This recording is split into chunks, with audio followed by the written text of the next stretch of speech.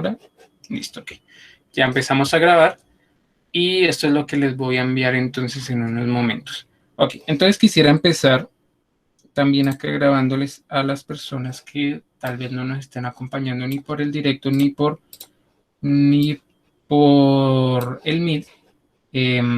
Vamos a empezar a grabar un repaso pequeñito de lo que vimos la vez pasada para que a su vez tengan oportunidad de responder los dos últimos puntos de esta guía de belleza, que es la que, como les digo, solo me han entregado 5.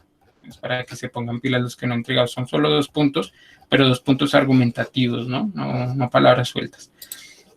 Bueno, hagamos un repaso hacia vuelo de pájaro. Esta es la diapositiva. Que quede un poco así. Así no.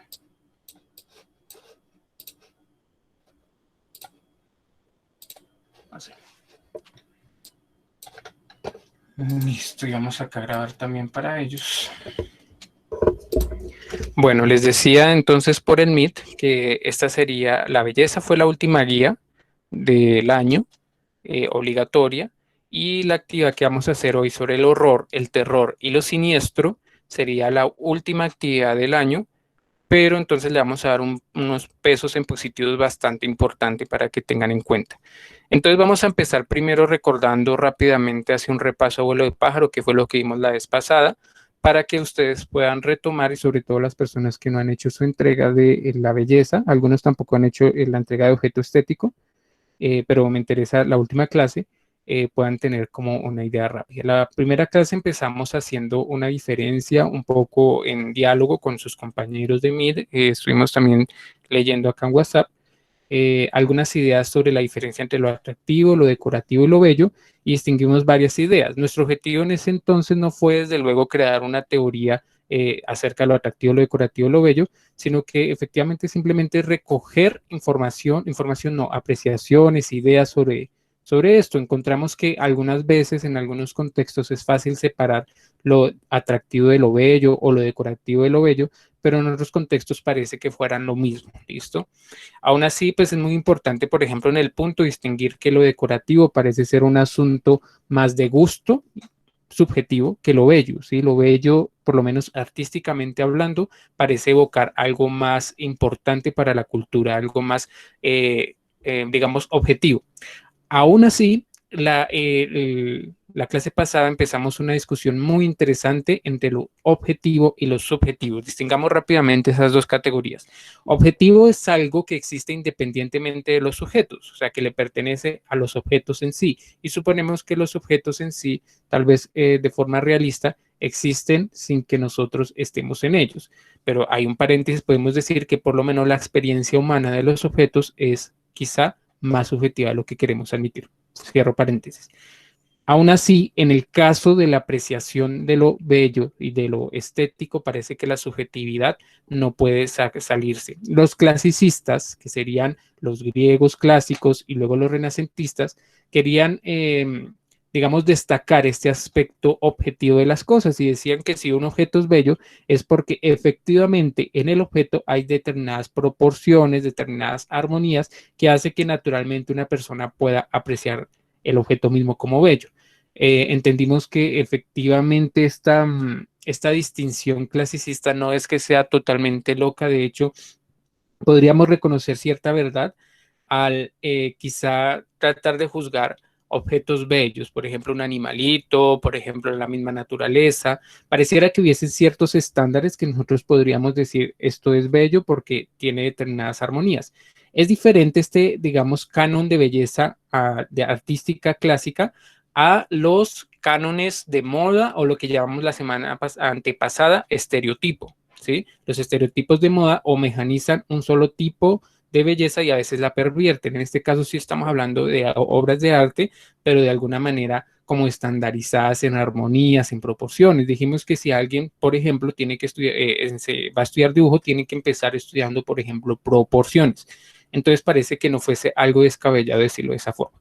Aún así, seguimos la clase y encontramos el concepto kantiano justamente porque pareciera que reclamamos algo más en la belleza. Entonces, al ver, por ejemplo, un paisaje, pareciera que ese paisaje o la belleza que percibimos no podría estar al margen de lo subjetivo, es decir, de lo espiritual, del movimiento que produce ese objeto en nosotros mismos.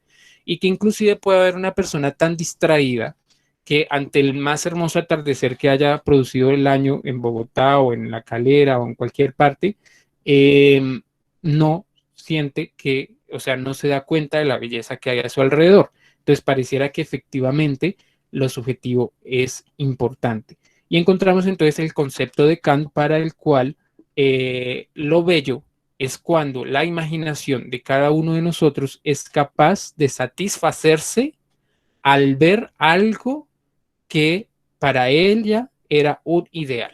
Entonces pusimos el ejemplo de armonía, ¿cierto? Entonces la razón puede crear el ideal de armonía, el ideal de bien, el ideal de heroísmo, el ideal de caridad, etcétera. Todos esos tipos de ideales.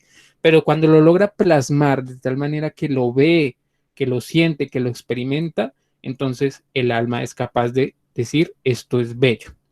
Y Kant se zafó del problema de decir, bueno, si es subjetiva, entonces ¿cómo voy a poder decir esto es bello si solamente es bello para una persona? Se zafó diciendo, pero es que somos todos seres humanos. Y en tanto somos todos seres humanos, tenemos un senso communis, como se podría decir en latín, o lo que podría decir un sentido común. Es decir, todos nosotros más o menos nos maravillamos a ver una puesta de sol hermosa, si estamos en determinadas condiciones espirituales, anímicas, etcétera. Digamos que nuestras condiciones internas anímicas se pueden más o menos acomodar para poder sentir lo que debería uno estar sintiendo, ¿sí? Él inclusive supone que estas características son más que humanas, racionales, de tal manera que si en algún momento nos topamos con unos extraterrestres, es posible que ellos pudieran maravillarse más o menos de manera igual ante la belleza como nosotros lo hacemos. ¿Listo? Eso sería para Kant. Y finalmente terminamos de nuevo haciendo una crítica de la belleza de la época, sobre todo en el aspecto de la fotografía, ¿cierto? La belleza otra vez se comercializa y en la fotografía, al ser un objeto tan consumible, terminamos generando miles de fotografías que finalmente empieza a perder el sentido de la belleza, su interés para nosotros, para el alma. Quizá perderíamos el sentido original de Kant y lo estamos excesivamente comercializando, o quizá en nuestra sociedad hablar de belleza ya no sea tan importante, quizá sea más importante hablar de lo que hablaremos hoy, que sería la fealdad, el horror y el terror. Y ahí quedamos. Listo, ese es el resumen rápido, creo que me demoré mucho, traté de hablar más rápido, pero bueno, ahí vamos. Y entremos directo yo creo que aquí, porque creo que con ese resumen podríamos responder o ayudar a responder, motivar la reflexión para que ustedes pudieran responder los punticos de la belleza. Voy a mandarla ahí de una vez, yo creo. Esto ya no va, entonces voy a mandarles acá en el WhatsApp. Para los que no tienen la guía de la belleza, se las voy a mandar ahí de una vez. ¿Listo? Para los que han olvidado eso, entonces ahí están los dos puntos, señora. Y de lo que usted dice que hay que entregar de la belleza, ¿qué es? Son dos puntos. Mire, esa es la última guía. Acá tenemos la explicación, que es más o menos lo que vimos. De hecho, está un poco más resumida. Y acá entonces decimos, este sería el primer punto, que es de la señora Leonor. Dice, va en busca de un cuadro para su nuevo apartamento. Ella es una persona adinerada, así que se dirige a una reconocida galería de arte. Al entrar, la persona encargada muestra a la muchacha en la ventana de Rembrandt. La señora Leonor dice que le parece bonito, pero que no va con los colores de la sala. De inmediato, la curadora, desde la que está vendiendo, se enfurece y se niega a venderle alguna obra. Ella alega que la señora Leonor no conoce el significado de lo bello, y como nosotros ya hemos estudiado qué es lo bello, podríamos estar de acuerdo o en desacuerdo, ¿cierto? Y entonces es lo que vamos a hacer. ¿Cómo debería entender la señora Leonor, es decir, la que fue a comprar el Rembrandt, el arte bello, si es que lo está entendiendo mal? Y acá pues eso, ampliamos el tema, podríamos hacerlo en dos párrafos, yo creo que quedaría bien, o en un párrafo si está muy bien sintetizado y argumentado. Okay. Y finalmente tenemos otro caso en el que hay una muchacha, creo que una amiga y los amigos la acompañan a su casa para ver lo que según ella es una obra de arte bello, pero resulta que no es tan bello. Al llegar a la casa quedan sorprendidos porque encuentran un cuadro bastante simple. Francisco, que es bien crítico, le pregunta por qué considera que esa pintura es bella. Lorena le responde que se debe a que la pintó su madre antes de morir y que la recuerda a ella. Entonces acá es muy importante separar el valor subjetivo e inclusive personal del valor de la belleza, ¿cierto? Que parece evocar más a algo cultural, ¿cierto? Algo que debería ser bello para todos. ¿Listo? ¿Más claro? Sí, profe, ya entendí qué es. Listo, perfecto. Ok. Ahora sí, entonces vamos directamente a lo feo, creo que está acá. Acá está. Vamos directamente, yo creo que vamos avanzando. Si algo les guardamos unos WhatsApp, unos audios de WhatsApp a las personas que no nos están siguiendo ahora mismo. Bueno, en la semana pasada estuvimos, a propósito de una pregunta de Laura, creo, hablando un poco de la fealdad, ¿cierto? Y introducimos esta idea de lo feo como lo bello en negativo. Dice acá, lo feo es inseparable del concepto de lo bello. Dice, bueno, dice en Rosenkranz, es lo bello en negativo, mientras que lo bello agrada a la vista, satisface un ideal de la razón o produce la finalidad formal de la que hablaba Kant. Este concepto de finalidad formal es algo así como sentir que ese objeto que me está satisfaciendo a mí me evoca a algo final, ¿cierto? A una meta esas grandiosas espirituales, ese llamado. Por eso muchas veces el arte bello se vincula con los asuntos espirituales, ¿sí? Entonces, no sé, evocar, por ejemplo, a la pasión de Jesús, todo ese tipo de cosas como que evocan también a ese tipo de llamados. Igual Kant era muy religioso, de hecho del lado protestantismo seguramente mezcló algo de esa formación religiosa con su filosofía. Bueno, pero entonces decimos que vamos a más o menos a tener en mente esta visión de la satisfacción de mi interior al ver algo, ¿cierto? Y habría lo contrario, que sería una insatisfacción o un desagrado, ¿cierto? Sentir un absurdo o una negación del ideal, ¿cierto? Si el ideal completo es, y bueno, acá hay un punto bastante interesante, ya lo digo. Si el ideal completo, por ejemplo, es el amor, ¿cierto? Y entonces en el amor mi ideal de la razón consiste en a ver en qué podría consistir, tal vez, bueno, habrían muchos tipos de amor, pero podría consistir, supongamos que estamos en la Edad Media, en princesas, príncipes, estanques dorados, agua cayendo, etcétera, más o menos. Y lo pinto así. Y puedo pintar lo contrario, algo que insatisface completamente ese ideal. Eso podría ser por un lado. Pero lo que quería decir es que quizá hubiese también un ideal de lo contrario, un ideal en negativo que se satisface. Curioso, ¿no? O sea, me refiero a lo siguiente. A un ideal, no sé si ustedes han visto algunas series de estas de CSI o de Aníbal, por ejemplo, ahí aparece mucho. Hannibal, ¿no? Una serie de un asesino. Pero podríamos pensar que en algún momento alguien podría tener una ideal de la razón en la que cierta cosa macabra es tan elevada que al verla satisfecha en su obra de arte, pongamos lo más dramático que sería, por ejemplo, un asesinato, lo considera bello, ¿sí? Podría ser, ¿no? Algo así como una satisfacción extraña, ¿no? De una persona que tiene sí sus problemas de sí, ¿cómo se llama esto? Se me olvidó. Bueno, ¿cómo se llaman los que asesinan? Me llaman psicóticos, se llaman los psicópatas. Una psicopatía y de alguna manera un psicópata puede experimentar belleza por las cosas que para nosotros es lo contrario, fealdad. ¿Escuché el micrófono abierto por ahí? No, iba a decir lo mismo que acabo de decir, profe. ¿Sí han visto esas series? ¿Aníbal, alguien la ha visto? Creo que sí. Ya no me ¿Cierto? Pero acuerdo. sí aparecen Profe, yo estas. creo Ajá. haberme visto pero fue la película, La que al viejita. muchacho le ponían como un bozal, ¿no? Sí, era un señor, sí. Ah, sí. Ajá. Sí, hay una serie. La serie pues, es bastante fuerte. Y de hecho, pues hay varios asesinos así de este tipo, ¿no? Esos asesinos que parecen artistas, ¿cierto? Y artistas por el hecho de que no es simplemente es matar, sino matar de algún modo que satisface ciertos ideales retorcidos que ellos tienen internos. Sería una belleza rara, ¿no? Porque es una belleza, no es el negativo, porque lo negativo de la belleza es la repulsión. Es una belleza en el sentido que sí lo atrae, le satisface, pero le satisface algo que para nosotros, digamos, personas no psicópatas, es bastante atroz.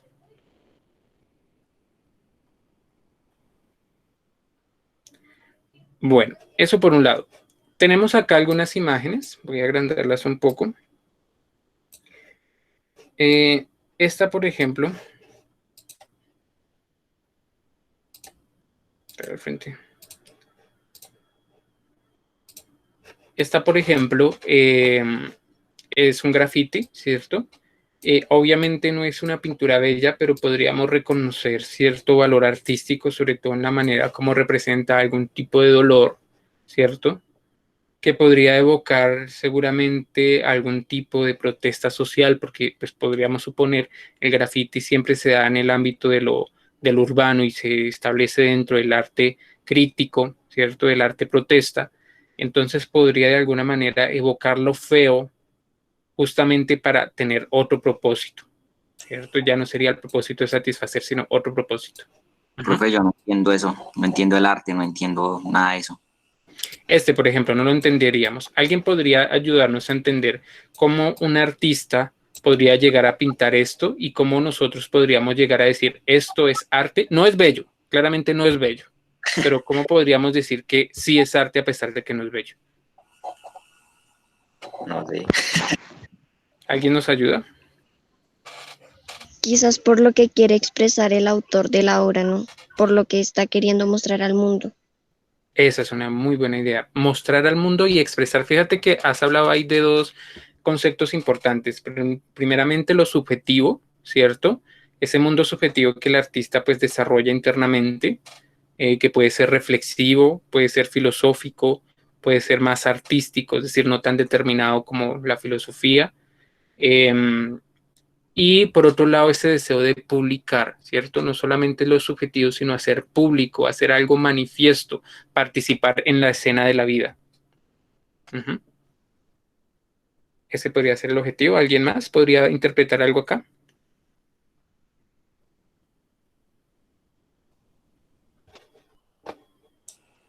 Yo la verdad no le veo ni forma. No le convencemos todavía de la importancia de, de otros valores diferentes, ¿cierto? No solo la satisfacción, ¿listo? Porque en la belleza sí vimos que es importante la satisfacción y que inclusive a veces olvidamos satisfacernos espiritualmente por acudir a formas de comercializar la belleza, ¿cierto? Eso es más o menos la clase pasada. Pero queremos hoy decir que no solamente la satisfacción estética es importante, que a veces es importante desde el punto de vista artístico, también la insatisfacción, lo feo, lo horroroso. Uh-huh. Claro, entonces efectivamente puede ser todo, podría ser, no sé, habría que mirar porque el arte no es algo como tan instintivo, no quiero decir tan, ¿cómo sería? ¿Cómo es la palabra? Tan directo, tan...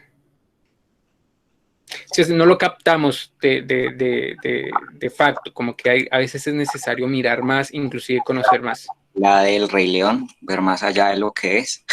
Sí, de hecho algunos artistas, bueno, acá no tengo la teoría en la cabeza, pero algunos artistas o teóricos del arte hablan de tres miradas. No sé si alguien lo ha visto con el profe Rodrigo o algo de eso. Son tres miradas, pero es que ahorita no tengo en claro eso, tocaría repasarlo. Hay tres miradas que uno tiene que hacer a la hora de ver una obra de arte. Creo que tiene que ver sobre todo, pues primero con la apariencia, con las formas, las líneas. Hay personas que, sobre todo los que ya pintan o hacen ese tipo de cosas, la primera mirada que ven es, uy, la forma, la línea, el manejo del pincel, etcétera. Y luego va tal vez una parte pública y luego una parte subjetiva, la intención del artista, todo eso habría que mirarlo también. Y pues a veces uno no lo capta, uno tendría que más o menos como enterarse. Alguien podría decir, esta obra, por ejemplo, el artista quiere manifestar su depresión interna, ¿no? Porque la siente así. Además también hay sangre, entonces podría ser también el sufrimiento de una persona sin hogar, ¿no? Que además pues tiene que enfrentar la violencia que sufre de parte de algunas autoridades o inclusive los mismos ciudadanos. Puede ser, ¿cierto? Y entonces ser sensible a ese dolor, a esa manifestación de la depresión, de lo más bajo, es de alguna manera algo que el artista quiere pasar a escena de lo consciente, porque muchas veces olvidamos lo que lo que no queremos hacer parte de la vida porque a veces estamos muy acostumbrados solamente a la satisfacción. ¿Sí? Aquí tenemos otra obra. Vamos a dar ingreso por acá. Aquí tenemos otra obra. Esta obra ya explora un poco más, no tanto los sentimientos de depresión, sino que también un poco ya vamos yendo a lo horroroso y también a lo profano y también a lo grotesco. Se muestran partes, no solamente partes pues, de vísceras, ¿cierto? Sino que también algunas partes que evocan erotismo, pero no un erotismo en el sentido de satisfacción, sino en el sentido de repulsión, ¿cierto? Entonces vemos la forma fálica, por ejemplo, acá de este personaje, al mismo tiempo pues tiene senos, ¿sí? Garras, ¿sí? Y esto como que no sabemos qué es, parece efectivamente una persona, un hombre quizá, ¿cierto? Que está desgarrando a otra criatura, tal vez también es como un humano, ¿sí? O una humana, no se muestra muy bien, y al lado un cerdo, ¿cierto? Como si estuviera a la par con los cerdos, pero es que este a la par de que también ese pareciera un hombre, pues por la forma fálica, al mismo tiempo también lleva senos y tiene garras, entonces pues evoca toda una fantasía, pero no solamente es fantasía como por el hecho de pegar cosas con otras cosas y ya, sino por el hecho de expresar quizá algo relacionado con lo sexual, algo relacionado con la depravación y depredación, son dos cosas diferentes, y por eso los compara quizá con los cerdos, ¿no? Profe, ¿usted dónde saca todo eso? Es que yo no tengo imaginación. ¿No lo ve ahí? De pronto es que de pronto no sé, pero ahí se ve y en la obra, claro que se ve, mire. No, o sea, sí se ve, pero digamos, o sea, para interpretarlo. Ah, ok, listo, sí. Sí, claro, a veces es necesario hacer recorridos históricos por el arte o enterarse un poquito más de una obra. Eso, digamos, que uno lo va adquiriendo cada vez que uno como que se va interesando, bueno, ¿y este artista por qué carajos pintó eso? ¿Cierto? Y sí, efectivamente los artistas mismos también son personas que leen y están enteradas de cosas, ¿sí? Por ejemplo, las teorías de Freud, las teorías de Nietzsche, ¿sí? Y por ahí se van enterando de como de cultura y eso mismo hace que ellos empiecen a despertar ciertos creatividad artística, ¿cierto? Porque en este caso no se trata de un texto en que argumente pues la depredación humana, etcétera, sino que es una pintura completa, ¿cierto? Que impresiona, en tanto fea. Sí, señor. Profe, yo creo que también el hecho de que cada artista quiera expresar lo que piensa puede ser que a raíz de eso el artista que creó la obra sufrió una violación. Es Entonces posible. quiso reflejarlo de esa manera. Es posible porque muchas veces la mejor manera o el mejor material para expresar algo es la propia experiencia, ¿cierto? O la experiencia de alguien muy conocido que uno vive, porque es que cuando alguien le cuenta a uno una experiencia, digamos, en términos pues, de lo que pasó, simplemente son palabras. En realidad la experiencia humana es algo vivido, ¿sí? Y nosotros podemos obviamente sensibilizarnos, de hecho, cuando una persona nos comenta algo que es importante para ella, lo primero que ella espera es que uno más o menos empatice, como que sienta lo que la persona sintió, y por eso cuando es algo desgarrador, uno también se siente desgarrado, por eso las uñas también es algo desgarrador, ¿sí? Sentir ese desgarramiento y por tanto ser sensible a lo que quizá esa persona haya sentido y haya ocultado y manifestarlo en una obra puede ser, digamos, algo artísticamente muy valioso. ¿No?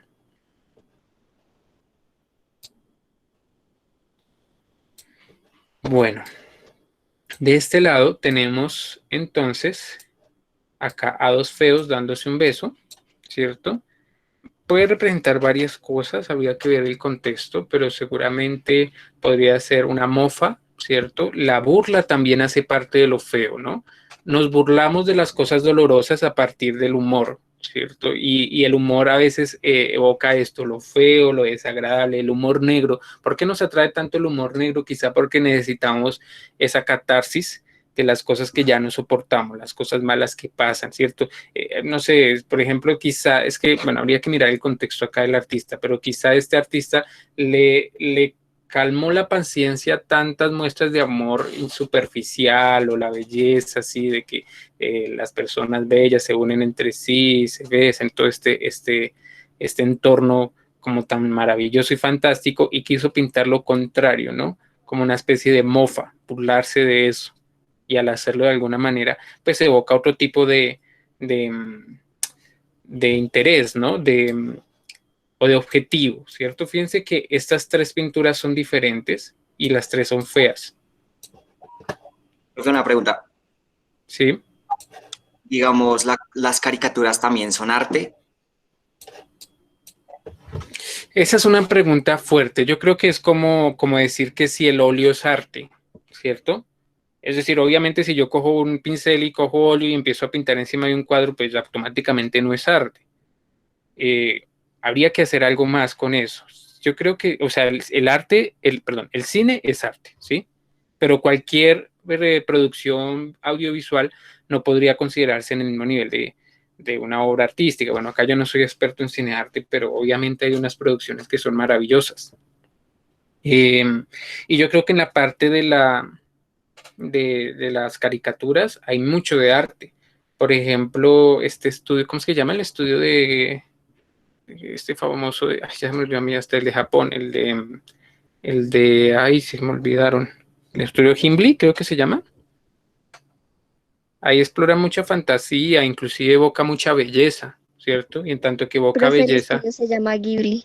Ghibli es, evoca mucha belleza y en tanto que logra despertarnos a nosotros esos sentimientos, podría ser obviamente una obra de arte. Sí, de hecho es uno de los más reconocidos porque es que es muy creativo, es una persona, o el estudio es capaz de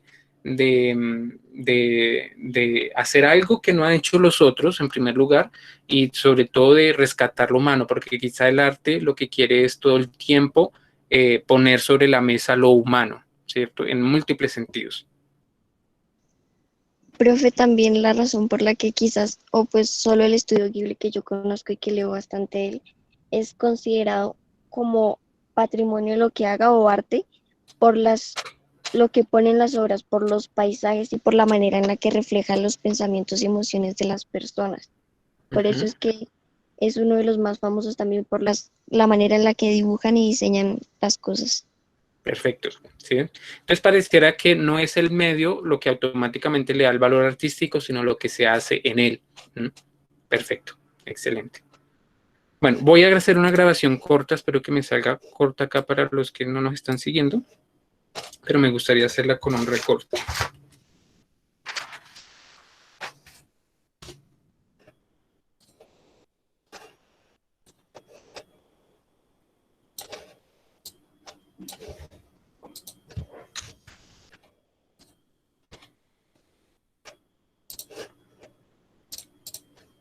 Bueno, rápidamente, la última clase estuvimos hablando de la belleza como lo que atrae, lo que satisface a la razón y por tanto, según Rosencrantz, podríamos pensar que lo feo es lo bello negativo y por tanto siempre a una idea de belleza hay asociada una belleza negativa. Mencionamos que podríamos pensar incluso en el caso en el que hay una belleza extraña, una belleza que atrae, que satisface, pero en el caso, por ejemplo, de un asesino, que ve que cierta obra, entre comillas, de su asesinato puede llegarse a considerar bella. Ese sería, por ejemplo, lo que quieren explorar algunas producciones, como por ejemplo Aníbal y otras producciones de terror y de horror. Sin embargo, como vamos a ver, el terror, el horror y la fealdad son sentimientos estéticos de repulsión. Ahora, que sea de repulsión no quiere decir que no sean valiosos, lo contrario. Aquí vemos tres pinturas diferentes. Todas podríamos llamarlas feas, pero el hecho de ser feas no quiere decir que sean homogéneamente eh, o que tengan el mismo sentido homogéneo. Por ejemplo, en el primer sentido, quizá podríamos adivinar algún tipo de depresión, una denuncia del maltrato que sufren las personas sin hogar en la calle. Es un arte que se da en medio de la calle, en medio del, del arte que es político, ¿cierto? El arte que denuncia, que es este hip hop y el graffiti. En la segunda parte tenemos, en cambio, una pintura en la que relata bastante carne, pero sobre todo vemos en ella algunas figuras que representan sobre todo algunos aspectos eróticos, como un falo en el ojo, en la nariz de una criatura que parece humana, pero tiene garras, que desgarra. Al mismo tiempo también tiene senos esta criatura y está junto a un cerdo. Ambos están comiendo al parecer humanoide y lo están desgarrando. Seguramente, como dijimos, la persona que pintó esta seguramente quería manifestar algo que permanece oculto, quizá una violación o quizá una depredación y una depradación humana que la quiere manifestar, porque a veces es necesario también ser consciente de lo feo. Y finalmente vemos quizá lo que podríamos llamar lo feo cómico, ¿no? Lo cómico y el humor como una manera de protestar frente a las ideales estéticos que nos saturan, que nos vuelven tan monótonos que a veces hace falta reírnos de las tragedias o inclusive reírnos de lo estático, de lo que siempre ha sido así, para zafarnos, para romper los esquemas. Listo. Bueno. Y acá entonces tenemos otro aspecto, ¿cierto? Que sería lo feo como harto sincero. Parte de esto lo tenemos en la anterior. Pero acá aparece otra cosa. ¿Se acuerdan que habíamos visto que la naturaleza era bella? Pues aparentemente no siempre, ¿cierto? Y pareciera que con el ánimo de nosotros querernos convencer a nosotros mismos de que la naturaleza es bella, terminamos ignorando lo que no es bello en la naturaleza. Bueno, podríamos decir que la naturaleza es bella solamente cuando hay atardeceres, amaneceres y cielos despejados, pero alguien podría decir que inclusive una lluvia, una tormenta puede ser igualmente bella, aterradora sí, pero igualmente bella, eso lo podría decir. Pero alguien podría decir que el sapo pipa o que la rata topo o que este bicho que no sé qué es bello. Difícil, ¿no? Acá decimos, la fealdad está presente en la realidad humana y en la naturaleza que es tomada generalmente como ejemplo de belleza.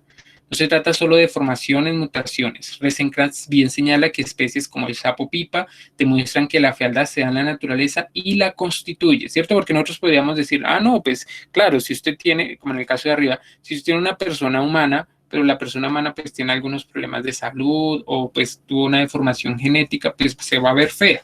Pero no estamos hablando de eso, estamos hablando de especies adaptadas, perfectas, podamos decirlo de algún modo, que son feas por naturaleza, ¿sí? La fealdad es pues un aspecto de la realidad que preferimos alejar la mirada. El arte feo puede ser visto entonces como una obra sincera que busca retratar la realidad en su totalidad.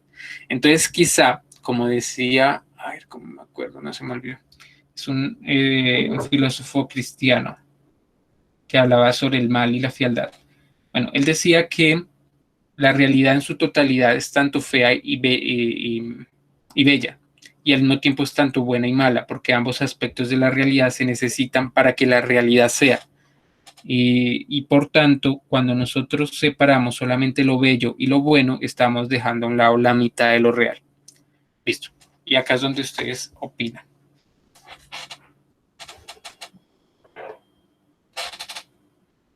Si consideran que estos animalitos podrían ser considerados feos o podrían ser considerados bellos, ¿de qué depende eso?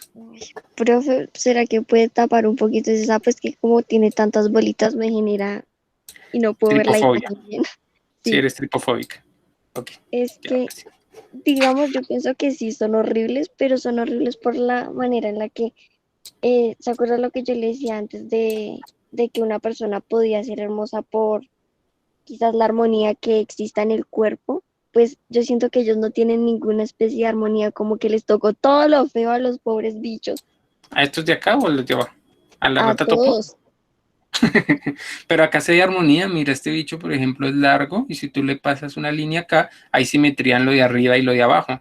Pero yo me refiero a que quizás armonía es como que si el bicho es muy largo, pues no debería tener tampoco patas tan largas, ¿no? Uh-huh. Como que se decía. Pero yo siento que no pueden ser bellos de ninguna manera. Okay. Estéticamente, quizás, no sé ni siquiera qué colabore, pero... Profe, Uh-huh. pero es que digamos, o sea, a mí me gustan mucho los gatos, pero hay una raza de gatos que no tiene pelos, sino son como el cuero, y a mí eso me parece, o sea, como estos animales, feo, es algo que uno dice, uy, no. Claro. Entonces, como el gusto de cada quien, ¿no? Es muy probable que algo de eso pase, ¿cierto? ¿Se acuerdan que no hemos definido aún un límite entre el gusto y lo bello? Que aparentemente sí dijimos que es lo que place, lo que satisface, y que sí debemos decir que aunque una cosa no me guste a mí, no quiere decir que no tenga valor, ¿cierto? Por ejemplo, en el caso de que alguien diga, no, pues que a mí no me gusta el hip hop, ¿cierto? Pero no estoy autorizado para decir que el hip hop no es música artística. O alguien puede decir, a mí no me gusta la música clásica, yo no la escucho, no me gusta, cuando la pongo me da sueño.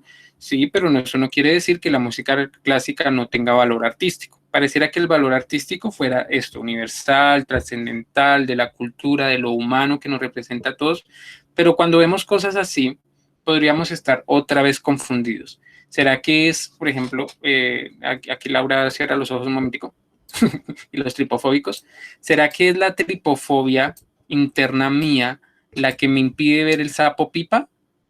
¿Cierto? Porque para los que no somos tripofóbicos, pues inclusive podríamos empezar a ver simetría y otras cosas difícilmente, como forzar ahí la armonía, pero ¿o será que efectivamente es que son feos porque son feos? Yo creo que en mi caso sí es que no me deja ver el sapito bonito, que me genera muchas cosas, Podría ser una mezcla de todo, ¿no? sí. Sí, claro, o sea, si alguien le tiene fobia a ver algo bonito, a los gatos, ¿cierto? Porque le pasó algo traumático en su vida. No solamente va a sentir repulsión al gato que nos cuenta Daniela, ¿sí, Daniela? Sí, no estoy viendo, creo que sí. Sino que también va a sentir repulsión a un gato bonito, ¿sí? Ahora, no, eso no quiere decir que sea feo el gato, pongan ustedes cualquier raza más bonita, pero podría llegar a ser la persona consciente de su condición, de su fobia y decir, no, yo sé que este gato para algunas personas tienen razón en decir que es bonito porque diferencia de esto, ¿no?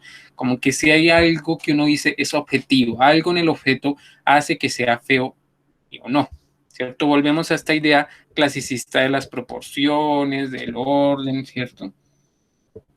Y quedamos como en las mismas, o no sé, si alguien ya tiene como una definición de lo feo, de lo bello más clara.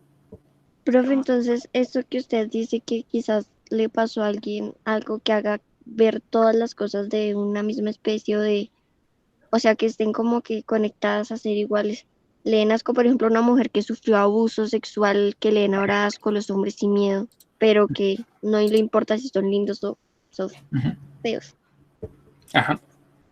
Claro, sí, es que ¿quién somos nosotros para imponer como bello? Es que sí es importante acá esa distinción, sobre todo cuando hay esos ejemplos entre lo bello y, y lo atractivo, lo que atrae a una persona. ¿Sí? Lo bello puede estar en la esfera de lo cultural, de lo social, pero ya internamente lo que atrae a uno, a cada uno de nosotros, es una cosa diferente que depende de nuestras circunstancias de vida. Es importante separar esas esferas. ¿Se acuerdan que en un momento, creo que en el colegio hablábamos de las esferas? ¿Cierto? Hay esfera subjetiva, ¿cierto? Hay algo que uno puede reconocer. Eso es porque así soy yo, ¿cierto? Pero en algún momento uno puede exteriorizar algo que uno cree que es de uno y decir, no, es tal vez porque es que así somos, ¿cierto? Porque los colombianos somos así, o inclusive más amplio, porque los seres humanos somos así, o inclusive más exterior, porque el mundo es así, ¿sí? Ahí traza las diferencias en qué hace parte de mi mundo, qué hace parte del mundo compartido entre los sujetos y qué hace parte del mundo en sí. Eso es filosofía, pues, eso es pues discusiones eternas. Y acá también tenemos lo mismo, ¿cierto? ¿Será que el sapo pipa es feo por sí mismo o porque a nosotros nos repudia esas cositas que tiene por ahí, ¿cierto? Que son como asquerosas, por naturaleza nos repudia, ¿cierto? Igual que, como vamos a ver más adelante, nos repudia la oscuridad. Bueno, si quieren dejémoslo ahí, voy a hacer rápidamente, si van pensando si alguien quiere una intervención, voy a hacer rápidamente un resumen de esta diapositiva. 11 y 25, que vamos bien. Démoslo así. Profe, pero hay también personas que tienen, ¿cómo se dice? Yo he visto imágenes en internet que hay personas que tienen las manos o los pies Sí, se llenos llama como de hueco, no tripofobia. sé. Se ve todo raro. Tripofobia se llama esa afección y es más común de lo que parecemos. De hecho, muy pocas personas saben que tienen tripofobia hasta cuando ven algo que sí los altera mucho y sí que es bastante ansioso. Y no parece que esté ligado a un trauma, pareciera que fuera algo genético, algo de nuestra condición natural que traemos del pasado.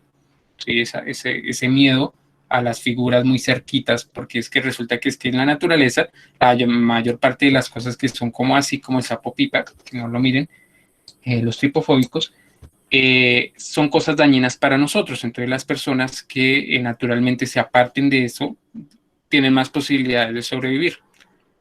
Profe, Entonces, con respecto a lo que usted dice, que si el sapo o los otros que están ahí son bellos por sí mismos, creo que el hecho de que a nosotros nos repugne como seres humanos es porque tenemos un pensamiento o un ideal de lo que es feo.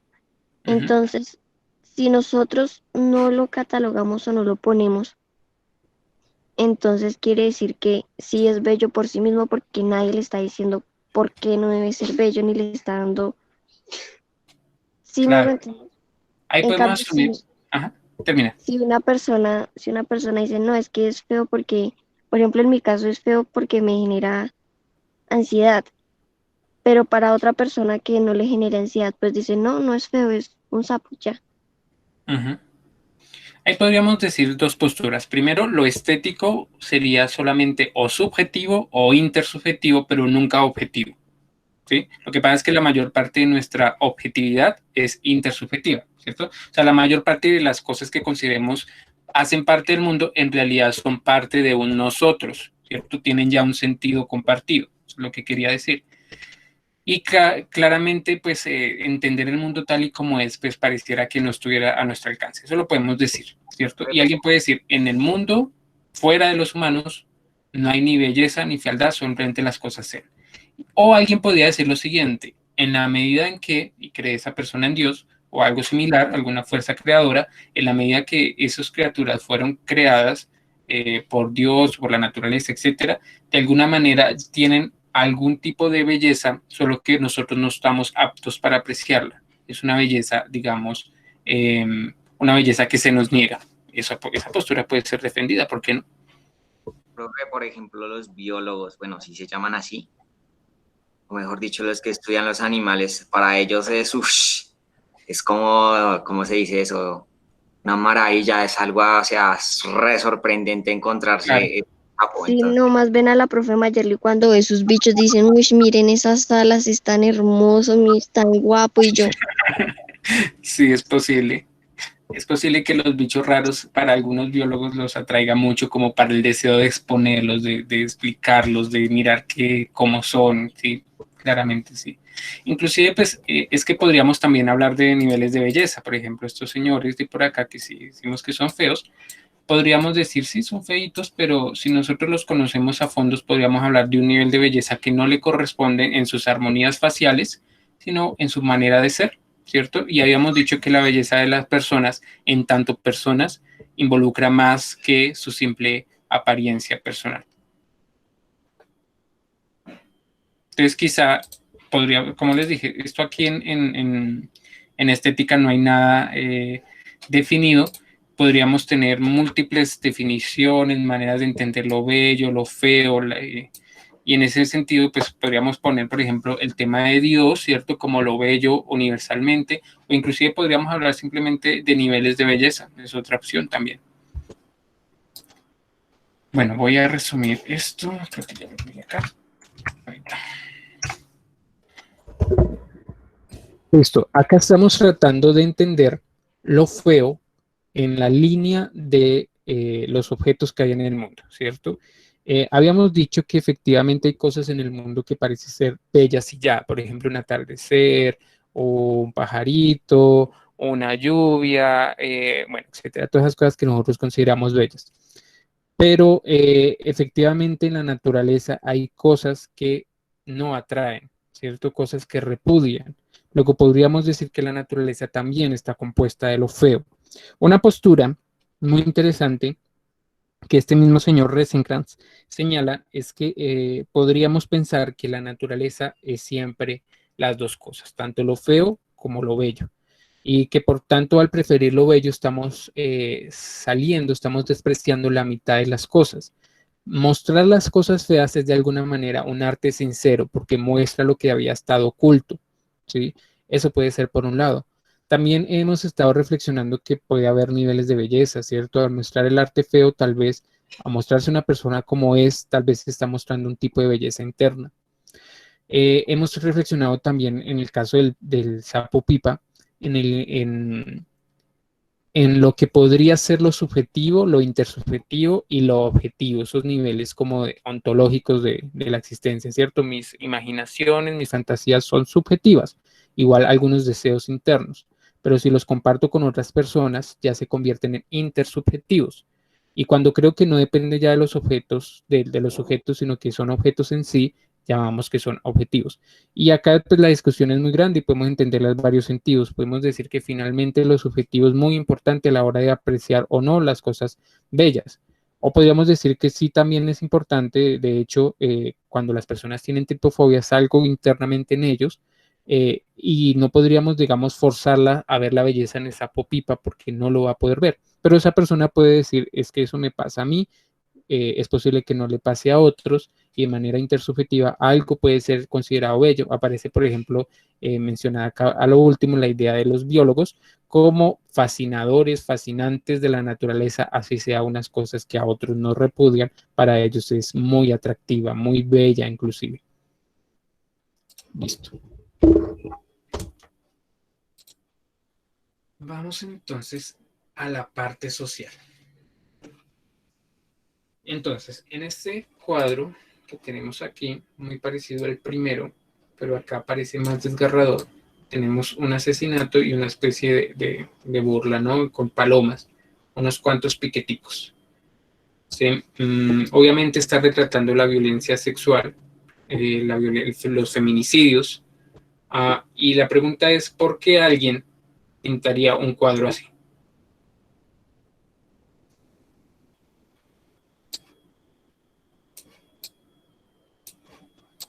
Podríamos empezar diciendo que, por ejemplo, no es lo mismo cuando ¿cómo se llaman? El Cubo, el Espacio y estos periódicos amarillos pues publican ahí las noticias desastrosas de lo que pasa en las ciudades, que esto, ¿no? Eso no es lo mismo, no se trata de amarillismo. ¿Cuál sería el objetivo de este arte?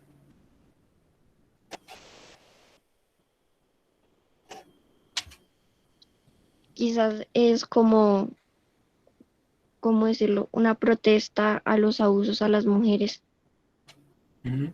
Claro, y es que el arte puede protestar, el arte puede ser político. Eso es algo que a veces, inclusive los mismos políticos tratan de negarle a los artistas. Y es que cuando una persona se dedica a ser artista, en algún momento tiene que ser un sujeto político. Tienen que moverse por las cosas que pasan en la sociedad y reaccionar. Eso es ser político. Una persona política es una persona que no le vale todo, ¿cierto? Que pase lo que pase en la sociedad, le vale todo mientras no lo toquen a él. ¿Sí? Lo político involucra la preocupación por lo social, así no sea algo que le pase internamente.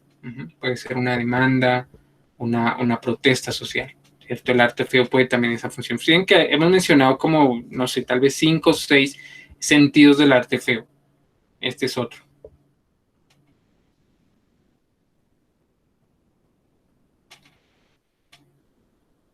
También tal vez mostrar, es que una denuncia puede ser, pasó esto, y otra es, dependiendo del momento en el que está. Es decir, por ejemplo, si mostramos esa pintura hoy, tal vez la tomamos como eso, como una manera de mostrar algo que sigue sucediendo. Pero si la mostramos hace 50 años, es tan irreverente que se convierte en algo que rompe con el mismo paradigma social. Y de esas han habido varias pinturas. Por ejemplo, los que retratan a los sacerdotes o las figuras políticas haciendo cosas que hacen, pero denunciándolos como algo que se quiere ocultar, pero que rompe directamente con el paradigma, con lo que se espera en la sociedad. Sería un arte disruptivo. Un arte para romper, para no solo protestar, para informar, no se trata solo de informar, sino de querer romper, querer darnos cuenta al poner cosas que la conciencia no quiere atender, a ponerlas directamente. Profe, no entiendo eso de, o sea, ¿qué quiere decir unos cuantos piquetitos? O sea, no. Es que este señor mató a esa señora con un cuchillo, supongo. Ush. Estos son los piqueticos. Habría que mirar el contexto, porque es que hay cosas tan tremendas en esta sociedad. Afortunadamente ya vamos cogiendo un poquito más de conciencia, pero bueno, no la suficiente para darnos cuenta de los valores y derechos de las mujeres, porque en un pasado alguien, por ejemplo, podía ser violada y decir, no, pero si nomás fue un ratico, ¿cierto? O cosas de ese estilo, ¿no? O alguien, por ejemplo, le hace bullying tremendamente a una persona y dice, no, pero es que nomás era un jueguito, ¿cierto? Entonces pareciera algo así, porque es que en la sociedad y en las noticias a veces aparecen cosas como así, o sea, esto de verdad no tiene sentido, lo vamos a desvalorar así. Unos cuantos piqueticos, pues, o sea, él mató, no sé, o sea, es tremendo eso lo que pasa en la sociedad, como algunas veces por enmascarar lo horroroso, lo tapamos con algo como para suavizar lo que pasa, ¿no? Profe, ¿Sí?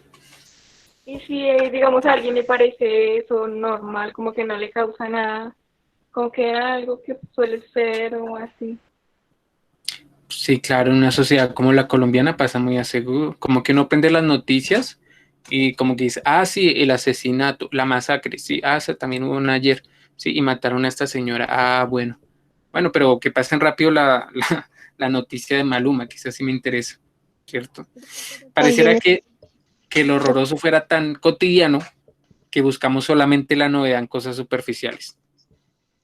profe, pero también es porque, digamos, el pueblo que protesta a veces se cansa de Sí, las injusticias y que el Estado lo siga oprimiendo y siga echándole las culpas, o sea, la culpa de más cosas. sí, claro, y es que como proyecto personal, uno a veces como que se indigna de tantas cosas y uno dice, pues hay que protestar y salir, pero no sé, mi proyecto personal quizá no es terminar en una cárcel, terminar maltratado, ¿cierto? Y entonces como que uno dice, a veces como que se cansa uno de hacer política, sobre todo cuando toca hacer política en contra. Ujú. Eso es muy cierto. Eso hay de todo en la política, ¿no? Hay personas así como cansadas. Creo que muchos de los colombianos estamos cansados porque nos indignamos, no pasa nada, luego pasan las cosas políticas y resulta que ganan unos sujetos que uno dice, ¿por qué? ¿Cierto? Y a veces hay unas disputas políticas tan irracionales que uno termina como echando la toalla a lo político.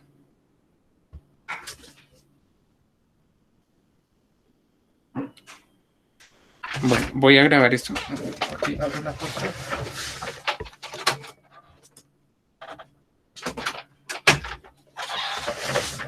Les voy a grabar esto que dijimos para que se quede en el WhatsApp.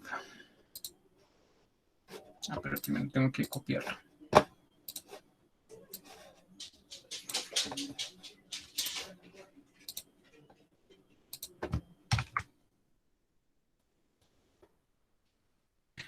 Y nos encontramos entonces ahora con una función de lo feo un poco más fuerte, ¿no? Que es la función política y social de lo feo.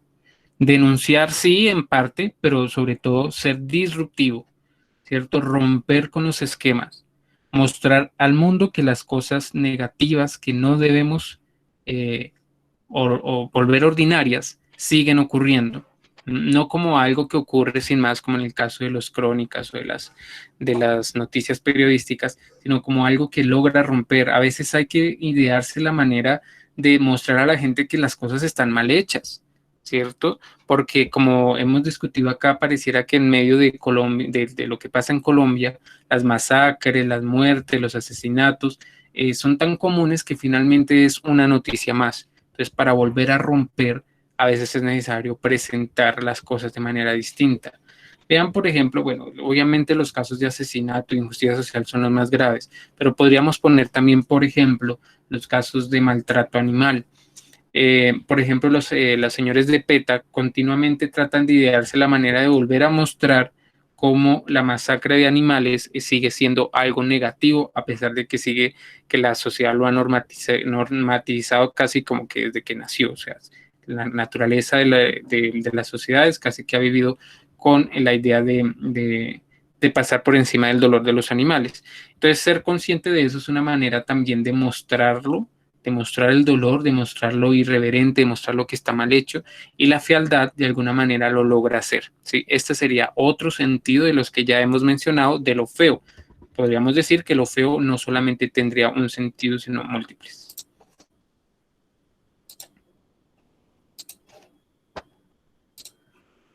Ok, y entramos al Halloween, si les parece. Listo. Bueno, antes que eso, uno se podría preguntar, ¿qué hace que las culturas celebren algo como Halloween? ¿Cierto? Recordemos que el Halloween, no me acuerdo el nombre en celta, no me acuerdo, pero así como la Navidad, que es el Yule, sí, sí me acuerdo, era una fiesta pagana celta, ¿sí? Estos ritos que nosotros hacemos, la Navidad es el 24, sí, que es el nacimiento de Jesús, pero el 31 hay otra fiesta, sí, que es el fin de año. Pero en esa fiesta, no sé ustedes, pero muchos acostumbramos a comprar mercado a lo loco, a hacer mucha comida, a festejar el vino y toda la cosa, porque justamente seguimos celebrando lo que nuestros antepasados celebraron por muchos años, tanto los indígenas como los romanos, españoles, etcétera, que es ritos de abundancia. Bueno, pero eso es otra cosa. En el caso del terror y el horror, pareciera que se quedamos teniendo la necesidad de establecer una fecha para horrorizarnos, ¿sí? Y hay quienes de vez en cuando les gusta verse una película de terror, justamente porque hay algún tipo de necesidad interna humana que, que atrae, ¿no? Que atrae hacia ese tipo de cosas, ¿no? ¿Por qué las sociedades siguen teniendo, por ejemplo, un día de muertos en el caso de México?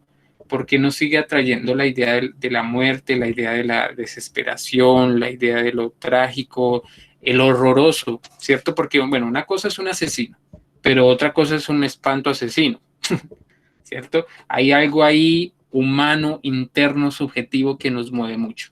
¿Listo? Esa es como la introducción. No sé si alguien quiere decir algo acá antes de empezar.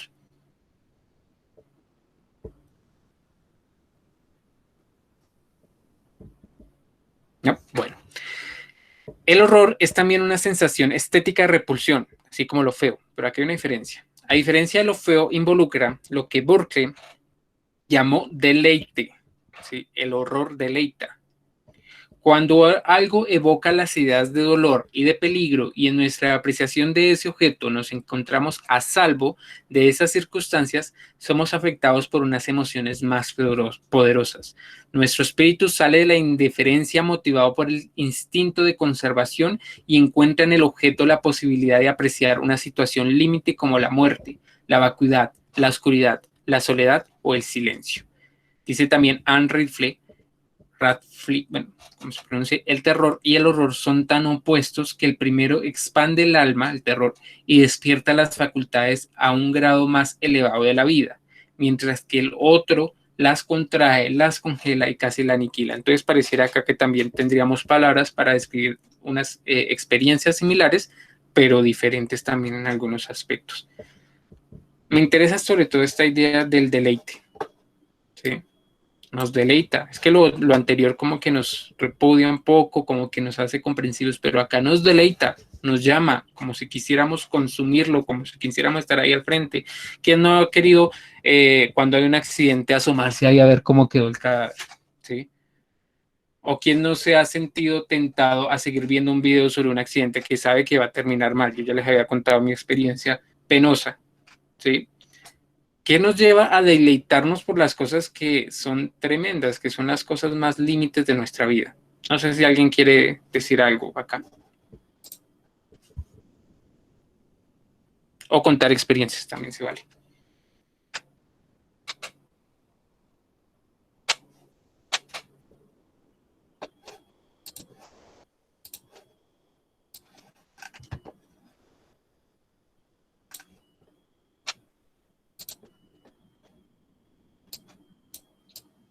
Profe, con respecto a la parte del terror y el horror, o sea, ¿están diciendo que las dos son parecidas o son distintas? Acá el señor Radcliffe dice que son tan opuestos, pero no podría decir que lo opuesto al mismo tiempo es parecido. ¿Qué hay más parecido al hombre que la mujer y al mismo tiempo son opuestos? ¿Sí? Entonces pareciera que los opuestos sería también lo más parecido. El terror y el horror, pues dice acá que el primero expande, el terror expande el alma y el otro la congela. Pero ¿cuál de ellos es el que genera, El terror es el que te da según, ganas de huir, ¿sí? y el horror es el que El que te da deja placer? paralizado, Ah, entonces congelada, ¿cuál es el que da placer? los dos. ¿Los dos? Ujú. Pues hay diferentes, acá los subjetivos tremendo, ¿no? Que acá O los sea, el subjetivos terror muy, puede ser el susto y el horror puede ser la escena. sí, o la parálisis. Ok. Sí, no, es que tal vez es mejor con ejemplos. Yo no soy muy amante del cine, ¿cómo se llama este tipo de cine? Bueno, cine de terror, horror, Profe, suspenso. yo le puedo decir, o sea, digamos, yo vi una historia en la que un señor mataba gente y la gente que mataba usaba la carne para hacer hamburguesas y las vendía y eran las hamburguesas más famosas de todo el lugar. Y cuando se Sí, dieron cuenta, era que la gente propia se comía a las personas que desaparecían. sí. Entonces, eso puede ser terror y horror. Horror de quizás haber comido a alguien más y terror de esa persona. Y también siniestro, como ya vamos a ver. Bueno, Tengo que ver con siniestro, las terror de la hamburguesas. persona, ¿cierto? Porque ya ahora cuando la veo como un asesino y si está cerca y con el hacha, pues es terror. Y horror al quedarme paralizado, al no poder entender que yo mismo me comí esas cosas, podría ser, o el horror mismo de ser, si es que el horror también es cercano a lo siniestro. Adelanto entonces lo siniestro para que no quede así como en el aire. Lo siniestro es cuando lo natural, lo cotidiano, lo normal, aparece ahora como totalmente amenazante. ¿Mm? De ahí las muñecas embrujadas. La muñeca es lo más natural para un niño, pero cuando se muestra como embrujada, genera lo siniestro.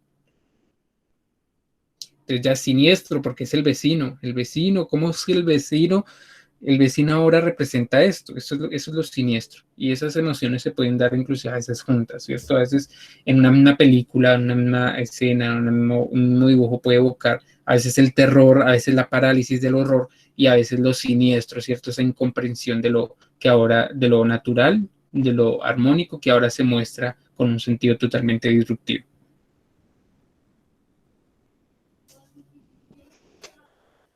Listo, entonces ya quedó más entendido eso, esa parte. Ok, igual vamos a ver si les tengo por acá unos videos muy chéveres que les recomiendo, ya que ahorita están en Halloween, que vean más de uno porque están muy chéveres. Ya se los paso para mirar y analizarlos. Pero bueno, vamos a grabar primero acá para ellos.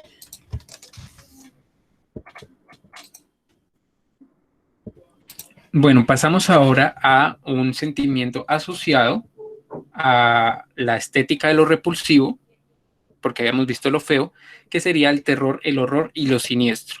La gran diferencia acá, como ustedes pueden leer, es que mientras que lo feo repudia ya, lo terrorífico, lo horroroso y lo siniestro atrae, deleita, ¿cierto? Lo que pareciera evocar asuntos del humano tan antiguos, tan enraizados en lo inconsciente, que nos lleva a querer deleitarnos, por ejemplo, ante una muerte, ante un cadáver, ante cosas incomprensibles como la oscuridad, como un fantasma, etcétera, ¿cierto? Ese deleite se revive, por ejemplo, en las fiestas de Halloween. Hay muchas personas que les gusta revivirlo porque existe efectivamente eso, como una necesidad de expulsarlo, como de ver manifiesto algo que internamente está tan escondido que necesitamos verlo, ¿sí?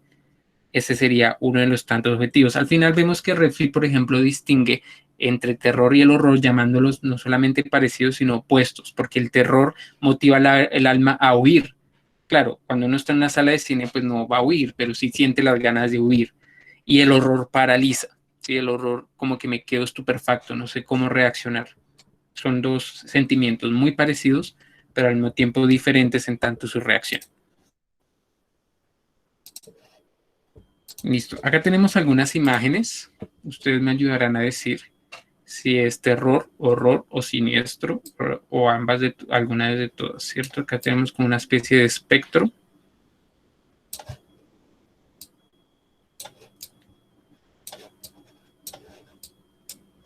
Es que está un poquito pixelado y ustedes deben de verlo un poco más pixelado que yo.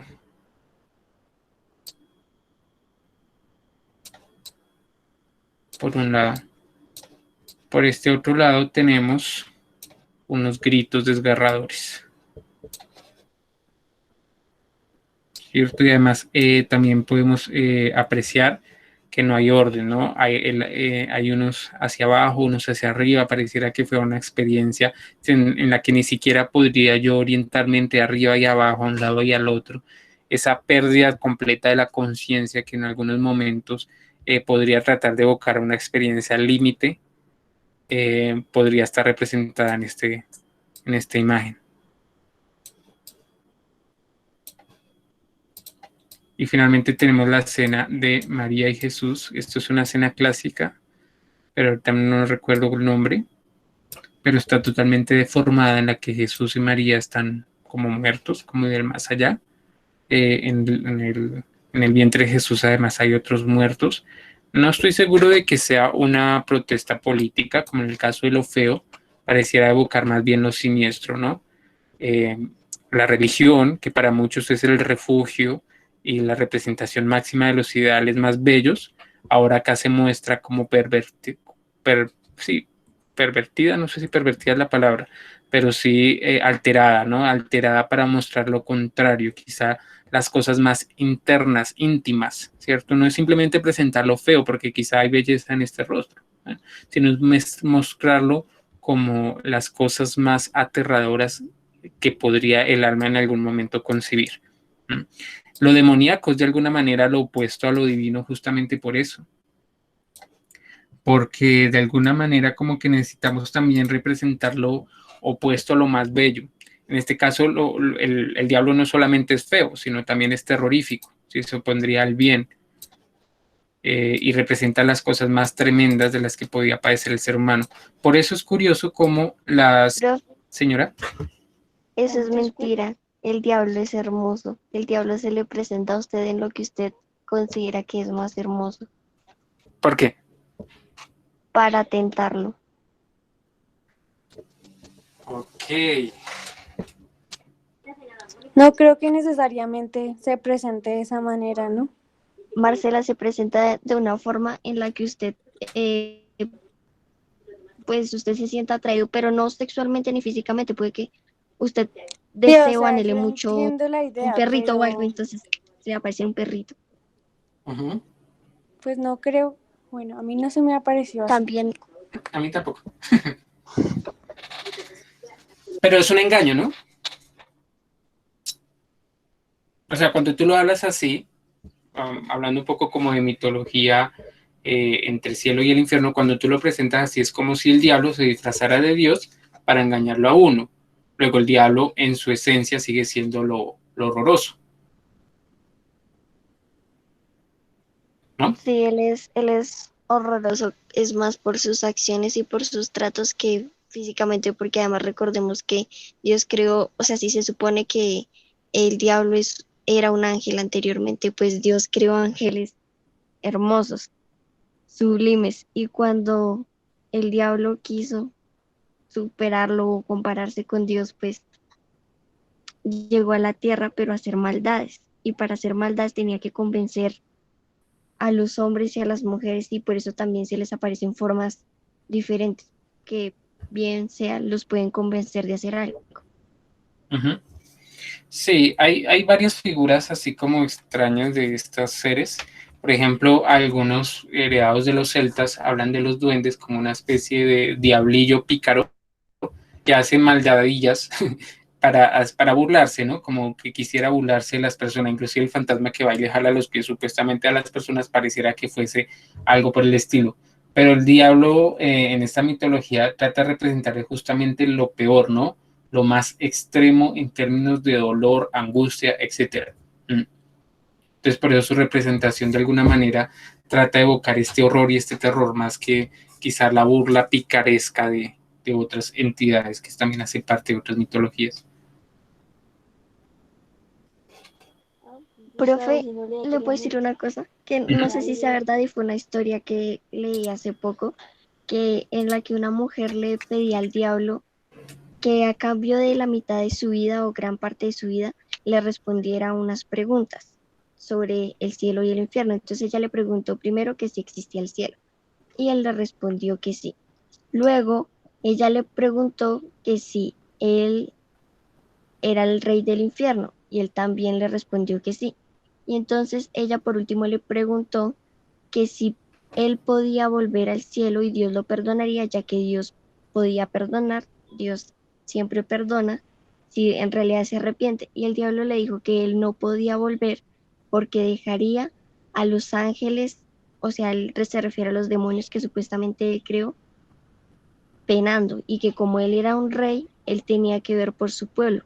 Y entonces ella le preguntó que quiénes eran sus demonios, y él le contestó que eran los humanos.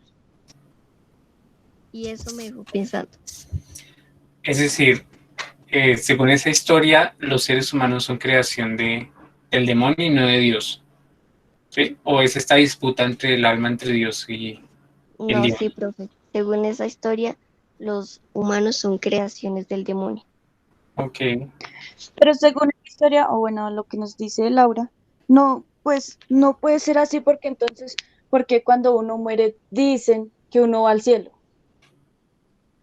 Pues Ajá. por eso Sí, él... pero estamos hablando en mitología, ¿no? Porque obviamente de eso no sabemos nada, ¿sí? Ujú. Entonces estamos como explorando mitologías, eso es chévere, ¿no? Como a veces meterse, ay, que la monja, que yo no sé qué, y entonces que los... Eso es chévere, como explorar mitología. Ujú.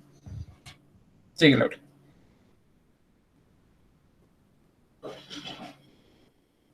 Pues no, o sea, era básicamente eso y a mí me dejó pensando mucho porque realmente hay cosas que hacen los humanos que siempre van involucradas más a eso y nunca se ha comprobado totalmente que alguien vaya al cielo, ¿sí me hago entender? Mientras que actos paranormales y satánicos ocurren pues ya ¿No? con frecuencia. Y para ponerte un ejemplo, los más grandes actos atroces que se han cometido en la Tierra, obviamente pues son los humanos, pero los ha hecho las personas religiosas, ¿sí? Recuerden ustedes la Inquisición y recuerden la cacería de brujas. Si ustedes consultan un poquito, se van a dar cuenta de que existieron artefactos totalmente atroces para producir los peores suplicios que puede la imaginación del ser humano llegar a coincidir. ¿Y quién hizo eso? No lo hicieron ni los satánicos, ni los paganos de aquí, los paganos de allá, ni los indígenas, ni los aztecas, ni los orientales, los hicieron bueno, también ellos sí también, o sea, los orientales y todos, en cualquier lado hay historias de comportamientos macabros, pero estos grandes, digamos, masacres y máquinas, digamos que es como propiedad, sobre todo de la Santa Inquisición del siglo, entre el siglo XII, XIII, XIV y hasta el XVI, y también de las iglesias cristianas protestantes que hicieron cacerías de brujas y empezaron a matar a diestra y siniestra a personas por simplemente considerarlas pecadores cuando ellos estaban haciendo los pecados más horrorosos que se pudo haber imaginado la mente humana. O sea, armas tremendas, por ejemplo, para poner un ejemplo sencillo porque hay cosas más tremendas, ponían, por ejemplo, una rata hambrienta en un balde en el vientre de las personas condenadas, la calentaban en el balde y la rata tenía que destrozar el vientre de las personas para poder salir y así morían con un suplicio tremendo. Y esa es por poner una de las más leves.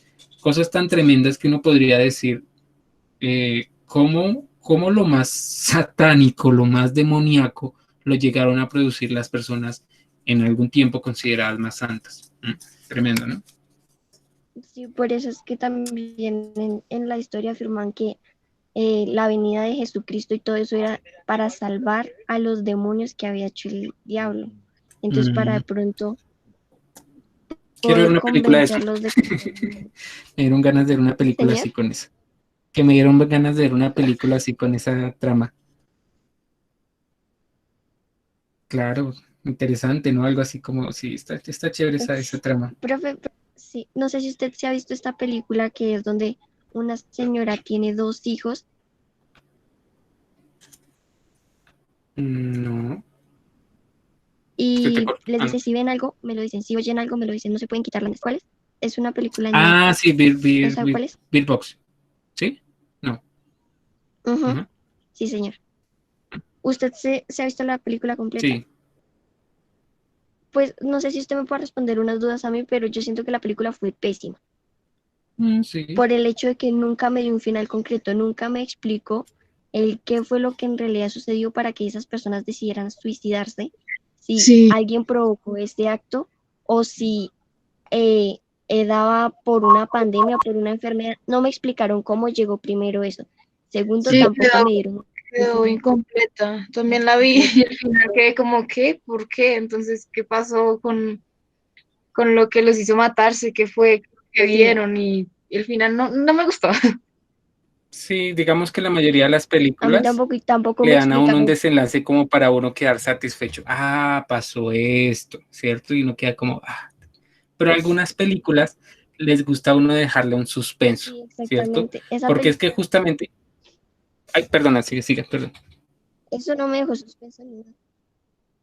Pero es que yo digo que esa película no fue ni siquiera, es que no tuvo nada que ver porque tampoco me explicaron nunca por qué la gente que era supuestamente psicópata nunca se sintió alterada por eso, sino que antes les abrió la mente en algún sentido. Nunca me explicaron eso, entonces pienso que es una película terrible y que solo hablaba de que la gente se escondía. Ujú. ¿Sabes qué sería muy chévere esa película para un cineforo? Porque es que justamente ahí podríamos empezar a pensar muchas cosas, ¿cierto? Con respecto a por qué abrió como el entendimiento de las personas, como si, por ejemplo, lo que tú acabas de decir de esta historia de los seres humanos como hijos de demonios, es como si hubiese algo oculto al entendimiento humano por naturaleza y algo metafísico lograrles el entendimiento, pero es tan grande que termina desesperándolos completamente y volviéndolos pues, psicóticos. Tremendo, ¿no? ¿Qué podría llegar a ser de este estilo? Sí. Por ejemplo, yo soy muy aficionada a lo de historias griegas con respecto a pues los dioses y eso, y me sorprende también lo que supuestamente pasa en el Olimpo, ¿no? Que se comen a los hijos, los, los titanes también me sorprende, y más que Sí, nada Cronos. todo lo Ujú. que hay. Y que digamos, por ejemplo, las diosas que uno considera que son de la bondad y todo eso, sientan envidias entre sí mismas y quieran ser mejores que los mortales y los maten. Entonces yo Ujú. creo como, ¿por qué?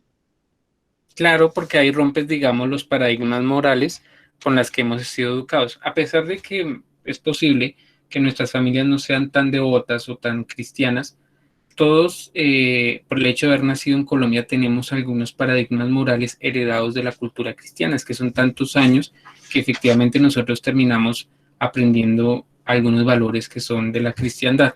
Claro, y entonces pensar en un Dios malévolo, ¿cierto? O un creador demoníaco es totalmente disruptivo y por eso una película así como la que tú relatas, si alguien es tan genial de crear algo por el estilo, llama, deleita, ¿cierto? Quiero verlo, ¿qué pasó? ¿Por qué eso es así? ¿Por qué la gente se está matando? ¿Cierto?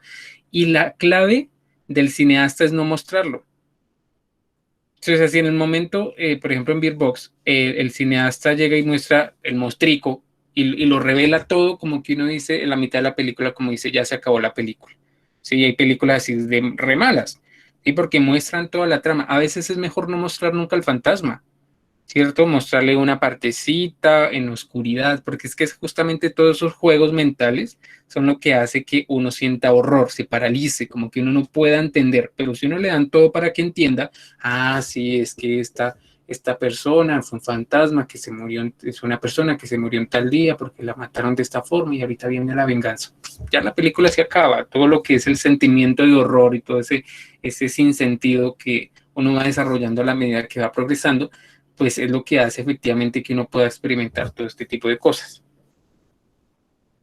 Sí, como ¿cómo se llama? Scooby-Doo. Sí, que revela todo al final. Ah, sí, es que se ponía un disfraz. Ay, ya sé Ah, que va no, la pero trama. eso, pero es en cierta parte satisfactorio usted por fin entender una teoría o algo completamente. Sí, yo creo Profe, que es un buen juego, sí, tienes yo razón. tengo una pregunta, o sea, digamos, esto puede ir relacionado con la actividad de tarea que tenemos, que lo de Sí, hacer. claro. puede ser que veamos de alguna manera las emociones que se evocan en la actualidad como una forma terrorífica o, ¿sí? ¿Cuáles emociones y en qué O contextos? sea, digamos lo que nosotros consideramos que pasa como la bipolaridad o trastornos mentales reflejados en un corto, pues que tal vez no se vean tan terroríficos, Pero al pero hacerlo, sí, exacto. Al hacerlo como la persona genial, el cineasta o ustedes mismos se van a ponerlo a hacer, lo hacen de tal manera tan genial que nos evocan estos sentimientos. Eso sería espectacular. ok, Ujú. Si se han visto, por ejemplo, Fragmentados, ¿cierto? Sí, Splitter. no pis. Esta es una película de un trastorno de disociación de personalidad, pero lo hacen de una manera que uno como que llega a sentir, por lo menos terror. No sé si horror. No, horror no. Terror. Porque el horror paraliza. Bueno, antes que se nos vaya, vamos a ver esta película. Esta película, este corto. Creo que lo dejé acá. Les voy a pasar primero el link. Pausa, pausa, pausa. Le voy a pasar el link. Acá está por este señor, pero él no es el creador, solo que es que los creadores son... Ay, no me diga que ya no está acá. Ay. Bueno, ya no está ahí. Bueno, son otros creadores, a ver si ahorita nos aparecen las sugerencias, que son un grupo de personas. De pronto ahorita si lo encuentro, les paso el youtuber que tiene todos los cortos de horror y de terror. Son muy buenos porque el señor justamente se mete con lo siniestro y nos llega a mover, pero tremendamente. ¿Listo? Vamos a ver.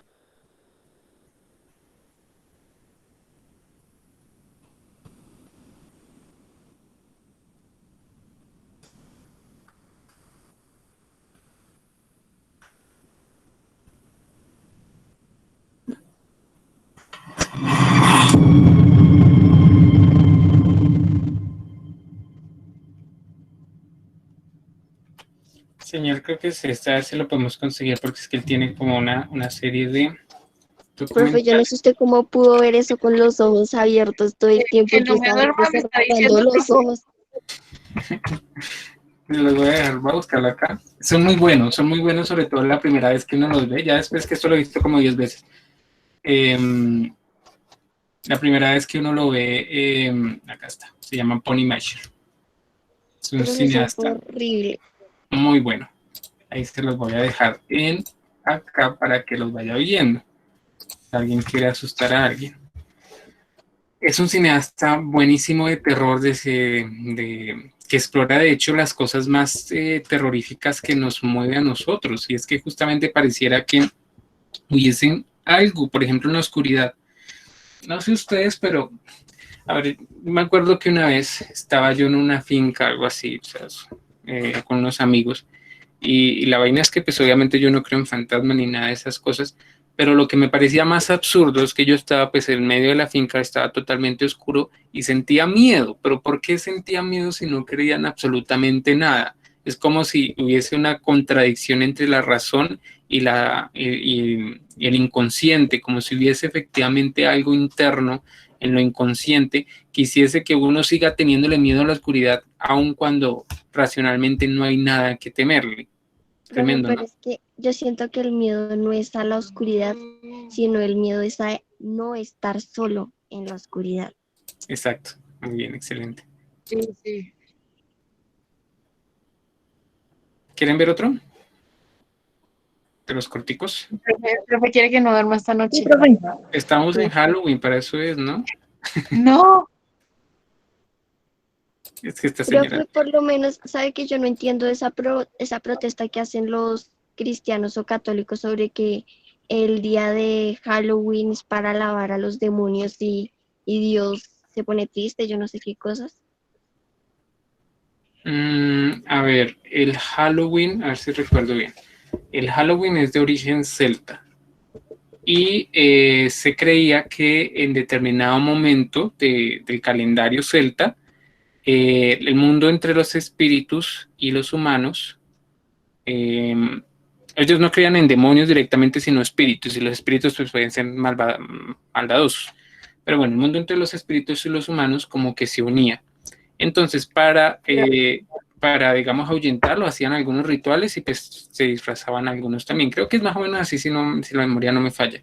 Pero obviamente la satanización de estas creencias viene después, con el cristianismo.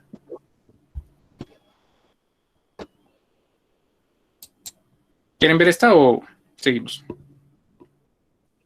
Sí, profe, póngala. Sí, ¿Sí ven? profe, yo no ¿No la les digo lo del deleite? No. Hay algo que nos llama aún cuando no queremos ver. me alejo como a 3 metros del computador. No puedo con- No, lo peor de todo es que si están solos en la noche, ver estos videos es aún mejor. Yo entrecierro los ojos para no ver Aún nada. peor. Bueno, uno se mete bajo las sábanas y no le pasa nada. Sí, luego no duermen en la noche. Si duermen solos, luego ya no pueden dormir.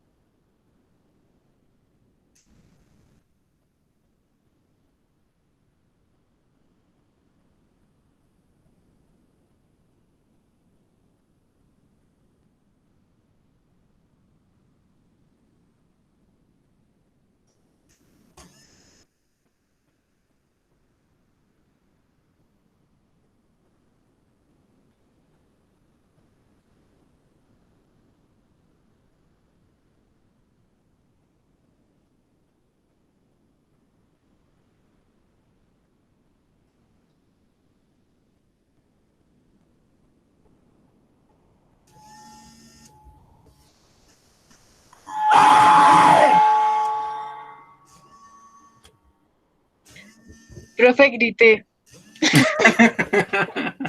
No, yo me reté a ver No, todo eso con los ojos abiertos, yo cuál es el miedo al miedo. Profe, pero ¿sabe qué? Más que dar miedo, eso solo sorprende. Sorprende Sí, porque porque las es en el momento que sale Scary, algo en la pantalla. De sí, sí, resto, sí. pues no. Sí, bueno, ahí hizo el cineasta hizo ay, lo cerré, no, está acá. Ahí hizo uso del, ¿cómo es que se llama este efecto? El Scary Screen, algo así, Scary Screen, que es mostrar algo, o sea, la típica video es en el que van recorriendo un caminito y entonces luego aparece el susto. Ay, eso me traumó cuando niña.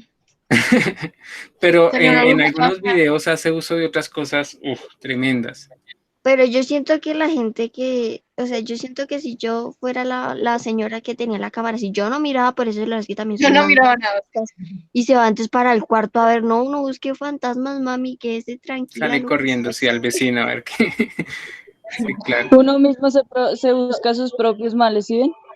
Sí, eso solo pasa en las series. No, pero acá hay otras, échenle un ojo, ahí ya les pasé el youtuber para que le echen un ojo. Él antes no publicaba en YouTube, sino solamente en Vimeo. Era difícil encontrar sus cortos, pero ahora está acá, entonces hay hartos cortos así. A veces, por ejemplo, hay uno muy bacano que es de un baúl, ¿cierto? Un baúl que parecía conducir a un lugar así todo lúgubre. Entonces, esa idea del baúl para algunas personas puede ser muy fuerte, sobre todo en determinados contextos, ¿no? Cuando uno era chiquito, habían unas abuelitas que tenían un baúl y le prohibían ese baúl, le podían pues abrir el baúl porque eran cosas personales, pero entonces como cuando los niños son tan imaginativos y a la vez descubren el mundo para ellos es muy horroroso. Entonces muchas veces acudir al mundo de infantil y volver a revivir esas prohibiciones, esos objetos del mundo infantil es lo que más genera horror porque hay algo ahí anclado en el inconsciente que no se ha superado. Por eso pues las muñecas. usted hablando del inconsciente, yo siempre me he considerado una persona con sueños muy raros y me lo dicen muy seguido, no es el típico Por que tiene. ejemplo. Por ejemplo, yo a veces en mis sueños, no sé si, o sea, para mí nunca han sido pesadillas, pero pues en los sueños yo puedo estar normal y puedo ocurrir siempre, constantemente me quiere alguien matar. Y a veces en una de esas escenas donde yo estoy forcejeando con la persona que me quiere asesinar, cuando yo me levanto o me despierto, soy yo que me estoy ahorcando. Uy, Chéquese esa. ¿cómo es eso? Yo creo que necesitas ayuda. No, Laura, O no sea, atente contra su vida. o sea, es que digamos, yo la vez pasada, y es que me pasa muy seguido, yo la vez pasada, o por ejemplo anoche estaba soñando que tenía que escapar de un lugar, de un sitio, pero habían personas más grandes que yo, o sea, eran como titanes, ¿sí? Entonces yo estaba escondida debajo de una cama y la idea es que yo tenía que salir a correr y correr y pasar una malla y saltar la malla, a mí no me importaba si yo me rasguñaba o no. El hecho fue que cuando alguien a mí me cogió y me empezó a ahorcar, yo amanecí con la mano en el cuello y yo me estaba misma asfixiando. Y no es la primera vez que me pasa, pero, o sea, yo no los considero pesadillas, sino que me dan risa. No, y de alguna, pues la risa, como dijimos, es una manera de poder procesar algo que nos importa o algo que es muy interno en nosotros. Entonces, una manera como de no alternarnos, la risa nos ayuda, por ejemplo, a sobrepasar las cosas malas que pasan en el mundo, pero también internamente la risa puede ser muy una estrategia mental para un mundo interior que tal vez no está totalmente arreglado. Y es que justamente de niños guardamos muchas cosas y a medida que uno va creciendo las va olvidando, tal vez ustedes menos, pero cuando van creciendo se quedan tantas cosas reprimidas que cuando logran salir a flote en realidad sí producen una repulsión, un terror y un horror que pues deleita, ¿no? Esas figuras grandes, por ejemplo esta, bueno, esta toca ponerla para adelante. Esta, por ejemplo, ¿cierto? En tu caso eran gigantes, ¿cierto? Entonces podría evocar esa diferencia en la que uno como niño percibía a los adultos. Acá también un poco igual, ¿cierto? Está la niña que percibe a un adulto, pero este adulto está decapitado y está gigante, ¿cierto? Entonces, para ciertas personas, incluso quizá para todos, si uno es un poquito más observador y se deja sensibilizar, porque es que uno puede poner una barrera y decir, pues una cabeza que boda, pero si uno quiere sensibilizarse, pues debe dar oportunidad a sentir esos sentimientos. Y efectivamente como ponerse en las escenas de alguna manera sentir esa sinrazón y ese horror, ese terror de una cabeza decapitada gigante frente a uno, claro que da terror y además es siniestro, ¿no? No hemos dicho que es siniestro, pero bueno, sí, un poco. Profe, usted no ha escuchado tal vez esa historia de que hubieron un par de personas que fueron todos al psiquiatra, porque todos estaban soñando con un hombre que los intentaba matar. El señor tomó, o sea, les pidió que dijeran cómo era el hombre y resultó que todas las personas que habían soñado que alguien las intentaba matar, todas las personas soñaban con el mismo hombre. No, ¿es una historia de la vida real o es de History Channel? No es una historia de la vida real. Curioso, Y ¿no? todavía no se explica cómo es que un mismo hombre con las mismas características aparecía en tantos sueños de tantas personas y con el mismo objetivo. Ujú. En la psicología hay cosas tremendas, ¿no? Y sobre todo las que tienen que ver con esta psicología del inconsciente. Ahí está Freud que explica unas cosas tremendas, unas irracionalidades. Y yo creo que en parte los que estudian psicología es por algún tipo de fascinación de estas cosas límite, ¿no? Extremas a las que puede llegar la psique humana. Pero bueno, entre todos esos, de hecho, seguidor de Freud, hay uno que se llama Jung, con J, Jung, creo que es Carl Jung, el nombre es Carl. Él propuso que nosotros tenemos un inconsciente colectivo. Algunas personas después han tomado su teoría para decir algo así medio metafísico, como una especie de conexión espiritual entre todos los seres humanos, pero podríamos simplemente entender que efectivamente entre todos los seres humanos hay cosas más o menos iguales en nuestro inconsciente, por ejemplo el miedo a la oscuridad, y es que efectivamente nuestros antepasados, quien le tenía miedo a la oscuridad, pues podía salvarse más, ¿cierto? Entonces ese miedo al depredador, a las cosas terribles que pueden pasar en la oscuridad, de alguna manera se quedó arraigado. Pero no solamente así, sino que al mismo tiempo todo eso se fue alimentando. Y pues no sé hasta qué punto podríamos explicar ese fenómeno con la idea de que hay un inconsciente colectivo. Además es curioso porque no se trata de algo formal, el miedo a la oscuridad, sino algo de una vez con contenido, es decir, una determinada persona con las mismas facciones. Es curioso, ¿no? Y si es el caso, es tremendo, no sé desde qué punto de vista se puede llegar a estudiar, pero es una de esas cosas como que llaman mucho la atención en el campo de la psicología. Y da miedo, ¿no? Pues siniestro, Sí. tal vez. Profe, ¿usted no tiene sueños raros donde lo intentan matar o donde usted mata a alguien? Creo que cuando estaba pendiente, bueno, a ver, ahí revelando cosas. Anteriormente, antes de dedicarme a la filosofía, tenía algunos como intereses por la metafísica o sea, quiero decir, por las teorías espirituales, un poco como locas y ese tipo de cosas. Y me estaba leyendo un libro de los sueños, de interpretación de los sueños. Pero no era el de Freud, era otro. Y curiosamente cuando estaba leyendo ese libro me acordaba de todos los sueños y empezaba a tener sueños rarísimos. Y sueños así, pero fuertes, hasta chéveres, porque eran hasta creativos y uno como que se despertaba como si hubiese estado en una película, en una realidad aumentada tremenda y pues era chévere. Pero después de un tiempo como que cuando ya el sueño no viene a ser tan importante, como que la misma cabeza se encarga de borrar el cassette una vez se despertó uno. Sí. No sé si han visto ese meme del cerebro borrando lo que acabo de soñar. Profe, mire, Es cuando dice que uno soñó algo pero no se acuerda qué es. Sí, y como que si el cerebro quisiera borrarlo, o sea, como esto es mundo inconsciente, sabe que siga usted su vida normalito y dejemos esto en el pasado, algo así. pues, profe, mire que a mí antes me pasaba, o sea, yo siempre he soñado cosas raras, pero como hasta los 10 años me pasaba que lo que yo soñaba, o sea, siempre en los sueños me hacían daño, siempre lograban hacerme daño y yo nunca quería escapar. Pero después de como los 11 años yo llegué y me dije, no, ¿y yo por qué tengo que dejar que alguien me haga daño en un sueño? Y entonces inconscientemente comencé a decir, no, no voy a dejar que me hagan daño. Y cuando se trataba de asesinatos o algo, mi primer instinto era salir a correr. Y por eso es que llego a tantas partes raras del sueño. Y cuando me despierto quedo como, Ash, ya yo iba a ganar. No, chéverísimo, ¿no? Ese aspecto de los sueños. Los sueños han atraído durante mucho tiempo a todo el mundo, ¿no? Son sí, un universo completamente en el que exploramos esas cosas estremecedoras que llevamos desde cuando éramos niños y de alguna manera seguimos llevando, ¿no? Por ejemplo, los miedos. Hay miedos que pues tienen esas anclas en lo subjetivo, ¿cierto? Miedo a expresarse, miedo a quizá pelear con alguien, ¿cierto? Miedo a determinadas cosas o algunas formas de ser que nos limitan y están directamente vinculadas en ese inconsciente. Es posible que tú misma te hayas hecho una terapia, ¿por qué no? Pues yo no soy psicólogo, pero es posible que tú al querer resignificar las anclas que estabas sintiendo con el pasado, hayas hecho una terapia para empezar a explorar y superar los miedos. Yo creo que uno debería hacer algo así, hacerse uno mismo su propia terapia, porque no siempre tiene al psicólogo y pues ir al psicólogo no es que sea muy barato Pero, para eso.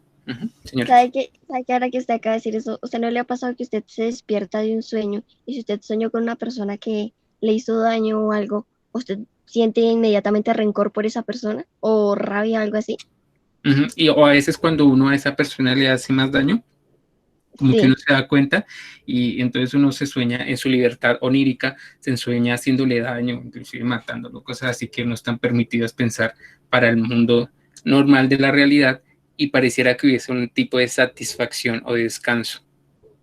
sí, exactamente. Por ejemplo, me pasó hace poquito que soñé con los de salón y algo había pasado y me Ah, qué desperté bacán. odiando a ciertas personas y yo miré a Juan y Juan en mi sueño me había hecho algo y yo lo miré con tanta rabia y yo le dije, usted no me deja tranquila ni en los sueños, ¿no? Y todo el día estuve brava con él por algo que pasó en un sueño. Pero que puede tener algunas anclas con la realidad, porque nuestro mundo, bueno, los psicoanalistas dicen que nosotros somos como una especie de iceberg, que tenemos un mundo inconsciente, o sea, nuestro yo se sumerge en la inconsciente y lo que sale a la realidad, lo que mostramos en realidad solamente es una punta. Puede ser, ¿cierto? Profe, me acaba de surgir una pregunta. Ujú. ¿Por qué ocurren los déjà vu? Hay dos respuestas. A ver.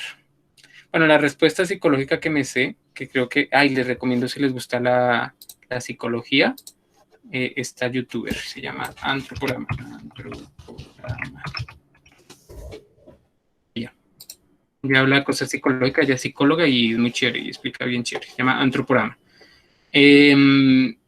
La respuesta que creo que la escuché de ella es que efectivamente nosotros tendríamos algo así como un mecanismo cerebral, neurológico, para identificar lo que es real de lo que no es, de lo presente, de lo futuro, lo pasado. ¿Sí? O sea, nuestra mente organiza nuestras sensaciones, emociones para decir esto es real, esto lo estoy soñando, esto es futuro, esto no ha pasado, lo estoy imaginando, esto ya pasó, ¿cierto? Y hay como unas, digamos, funcionamiento interno.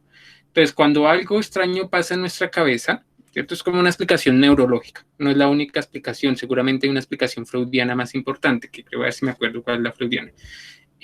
Cuando algo pasa en nuestra cabeza, resulta que estamos viendo algo presente y nuestra cabeza lo está interpretando como si fuese futuro y lo pasa como si fuese algo que va a pasar, puede ser o algo que ya pasó, que sería la memoria. Yo creo que es más lo segundo, eso sería más el déjà vu. Entonces es como si lo que estoy viviendo, el cerebro porque está mal funcionando, lo pasa como un recuerdo. Freud dice que los recuerdos son todos creados, ¿sí?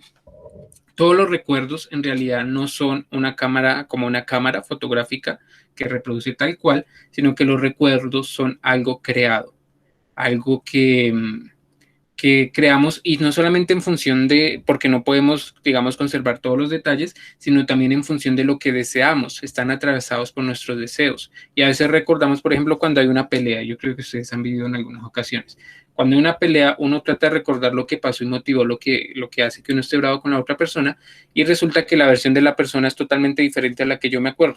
Y ahora para saber cuál fue la real, ¿no? Tendríamos que tener otra tercera persona para saber qué fue lo que realmente pasó, porque nuestros recuerdos se deforman.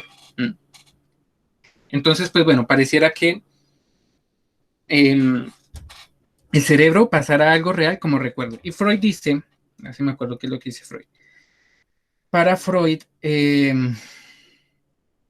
una especie de eso, de represiones, de significados, de miedos, de todas unas cosas internas en el subconsciente que no las dejamos salir porque están reprimidas. Por ejemplo, el caso más típico, no es porque quiera ser grotesco, pero el caso más típico de Freud es en el caso de la sexualidad, ¿cierto? Entonces, en el caso, por ejemplo, de un niño que cuando estaba pequeño deseó a alguien que no podía desear. Pongamos, por ejemplo, el ejemplo más dramático es la mamá, ¿cierto? O la hermana, ¿cierto? No las podía desear. Y entonces él lo que hizo fue, pues efectivamente, generar una represión.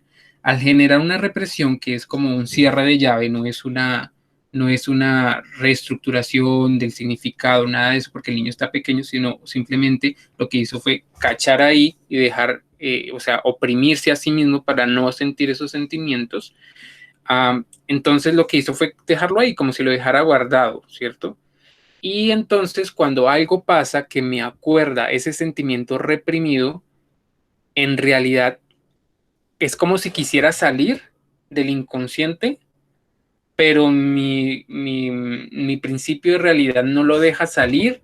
Y entonces en medio de esa tensión de quiero salir porque me acuerdo de cuando sentía esto, pero no me quiero acordar porque no, mi yo no quiere saber que yo en algún momento hice ese tipo de cosas.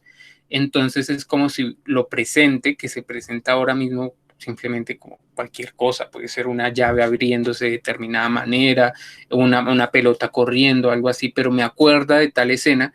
En ese momento siento como si eso me recordara el pasado, pero no puedo tenerlo del pasado, sino solamente lo del presente. Entonces, la pelota corriendo, por ejemplo, se convierte automáticamente en un recuerdo, porque está como ese aura de recuerdo que no aparece, y lo único que tengo en la conexión es lo que estoy viendo al presente. No sé si las confundí más.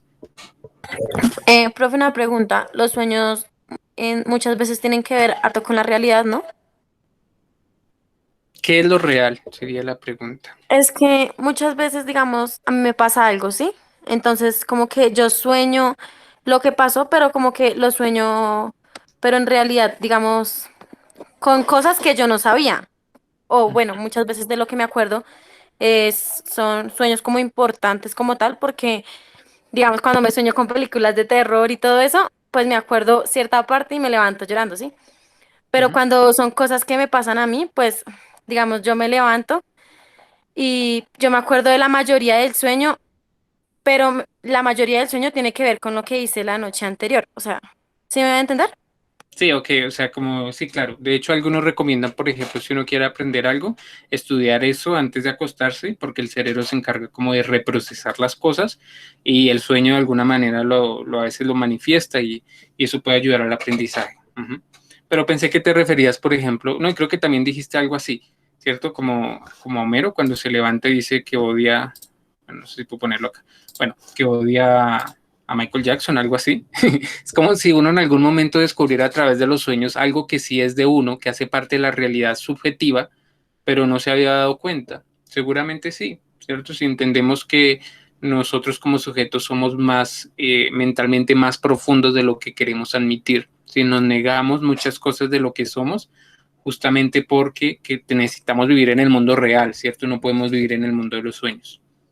Profe, ¿qué pasa si yo tengo un hijo y todas las noches que yo acueste a mi hijo a dormir le digo al oído palabras relacionadas con muerte, matar o cosas así? ¿El niño crece con algún complejo para asesinar gente o...?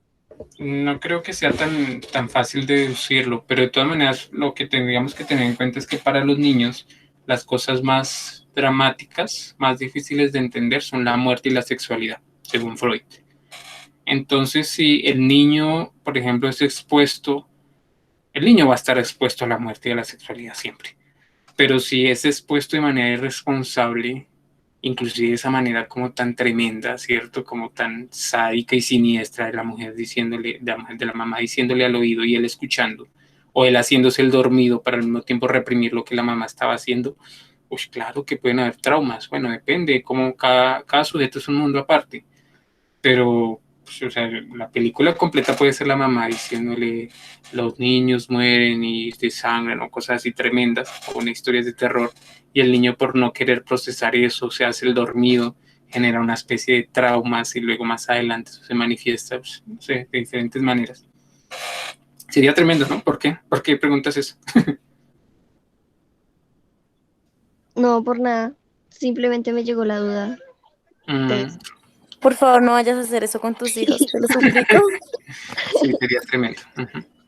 Ay, Sí, eso es un no, lío, la sexualidad infantil y el terror a la muerte es muy fuerte para los niños y ahí se generan toda esta especie de anclas que luego nos dan miedo. Justamente lo siniestro es eso, ¿no? Aquella suerte de espanto que afecta a las cosas conocidas y familiares desde tiempo atrás y evocan justamente esas anclas que son en el caso de esto la locura, el sadismo, lo insólito, lo inexplicable, lo lógico, la muerte, la oscuridad, ¿cierto? Todas esas anclas inconscientes que no están siendo procesadas y que ahora lo que hacen es deformando la realidad presente, ¿no? Esta deformación. Sí, esto también es siniestro porque es la casa, ¿no? Y es como si en un momento a otro, por ejemplo, uno se quedó solo en la casa y se dio cuenta que, no sé, algo lo asustó o que pasa esto realmente en el caso de las películas. Entonces, es como si el lugar cotidiano se convirtiera ahora en la cosa más horrorosa. Eso es siniestro. ¿Sí? Cuando lo ordinario se convierte en lo siniestro. Y ahí está el caso de Poe. Les voy a mandar al final una lectura de un documento que representa, analiza directamente la literatura de Poe, de Edgar Allan Poe, que justamente es un experto en hacer esto, ¿no? Esos juegos en la literatura para presentar lo que es natural, lo que es seguro, como una cosa como algo terrorífico ahora. Profe, ¿se podría decir que uno se va a traumar si repite mucho un sueño? No, más bien el sueño sería un síntoma para Freud. Bueno, yo dándoles acá Exacto, cátedra de Freud, profesor. pero no sé Pues, si, pero mire para la Freud hora, sería un síntoma. Señora. mire la hora. Sí, sí, sí. Para Freud sería un síntoma porque el inconsciente y la mentalidad humana necesita procesar significados y cuando no lo logra hacer y encuentra esas trabas, comienza a repetir una y otra vez el mismo sueño, el mismo acto, a ver si puede llegar a procesarlo, pero si la persona no es capaz de procesarlo, se puede ver en una conducta patológica repetitiva. ¿Cierto? El paciente era un niño que tiraba una pelota una y otra vez contra una pared sin tener ningún sentido.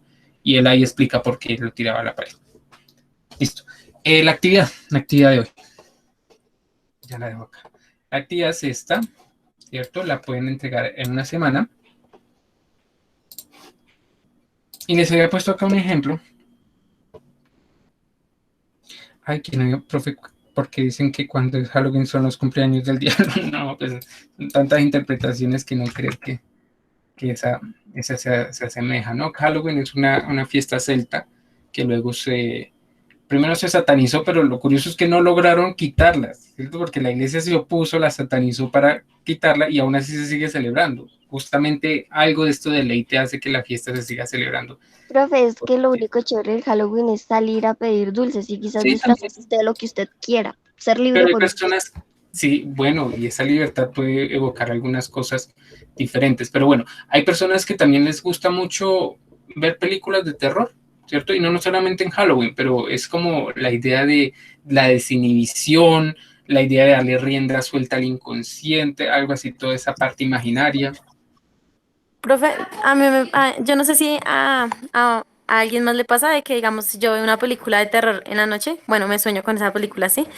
Por eso, pues, más o menos, yo, pues, cuando veo películas de terror en la noche, pues, me veo una película de muñequitos para poderme acostar a dormir, o si no, Esa es me buena idea. asusto toda la noche. Sí, sí, sí, es muy buena idea. Sí, ver algo más cándido, sí. Sí, claro, porque es que el inconsciente sigue traicionando, como te decía en el caso de la finca esta donde estuve. Por más que uno sea la persona más racional, con doctorado científico, yo no sé dónde, incluso premio Nobel, llega el momento en que uno está solo en un determinado contexto y tiene miedo a fantasmas. ¿Pero por qué carajos? No, no se puede, es como si el inconsciente lo traicionara a uno. Y esa es la materia para todo este mundo del horror. O sea, es que no importa lo mucho que uno se repita, digamos, no me va a dar miedo, no me va a dar miedo, no me va a dar miedo, esto no me da miedo, pero igual pues como que me da miedo, porque digamos, bueno, también en lo de eso, de lo de los monstruos de noche, yo a veces tengo una chaqueta colgada y me despierto y mejor dicho, me asustó resto cuando veo la chaqueta.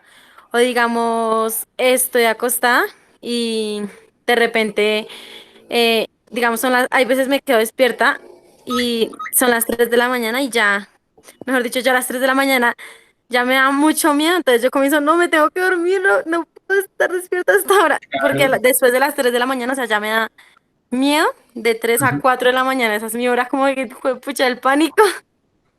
Pues eso se va, digamos, más o menos procesando a lo largo del crecimiento. Cuando era un niño, y ustedes confirmarán, los miedos, el terror, lo siniestro era mucho más fuerte, uno le daba miedo todo, pero todo.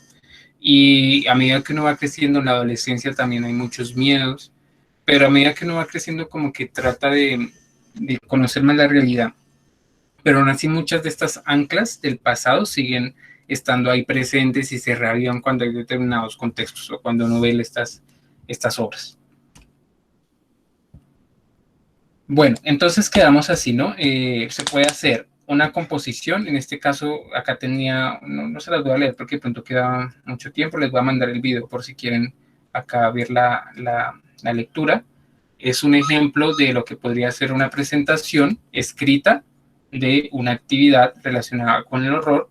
Puede ser un dibujo, una composición artística, un cuento, un relato o un video. Sería muy chévere un video, por ejemplo.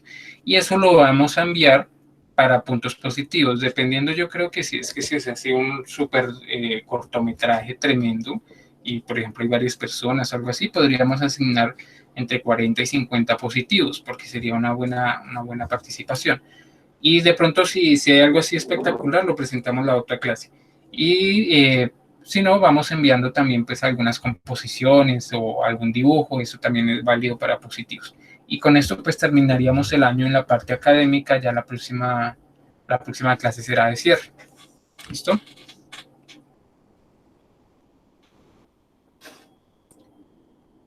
Bueno, entonces vamos por acá.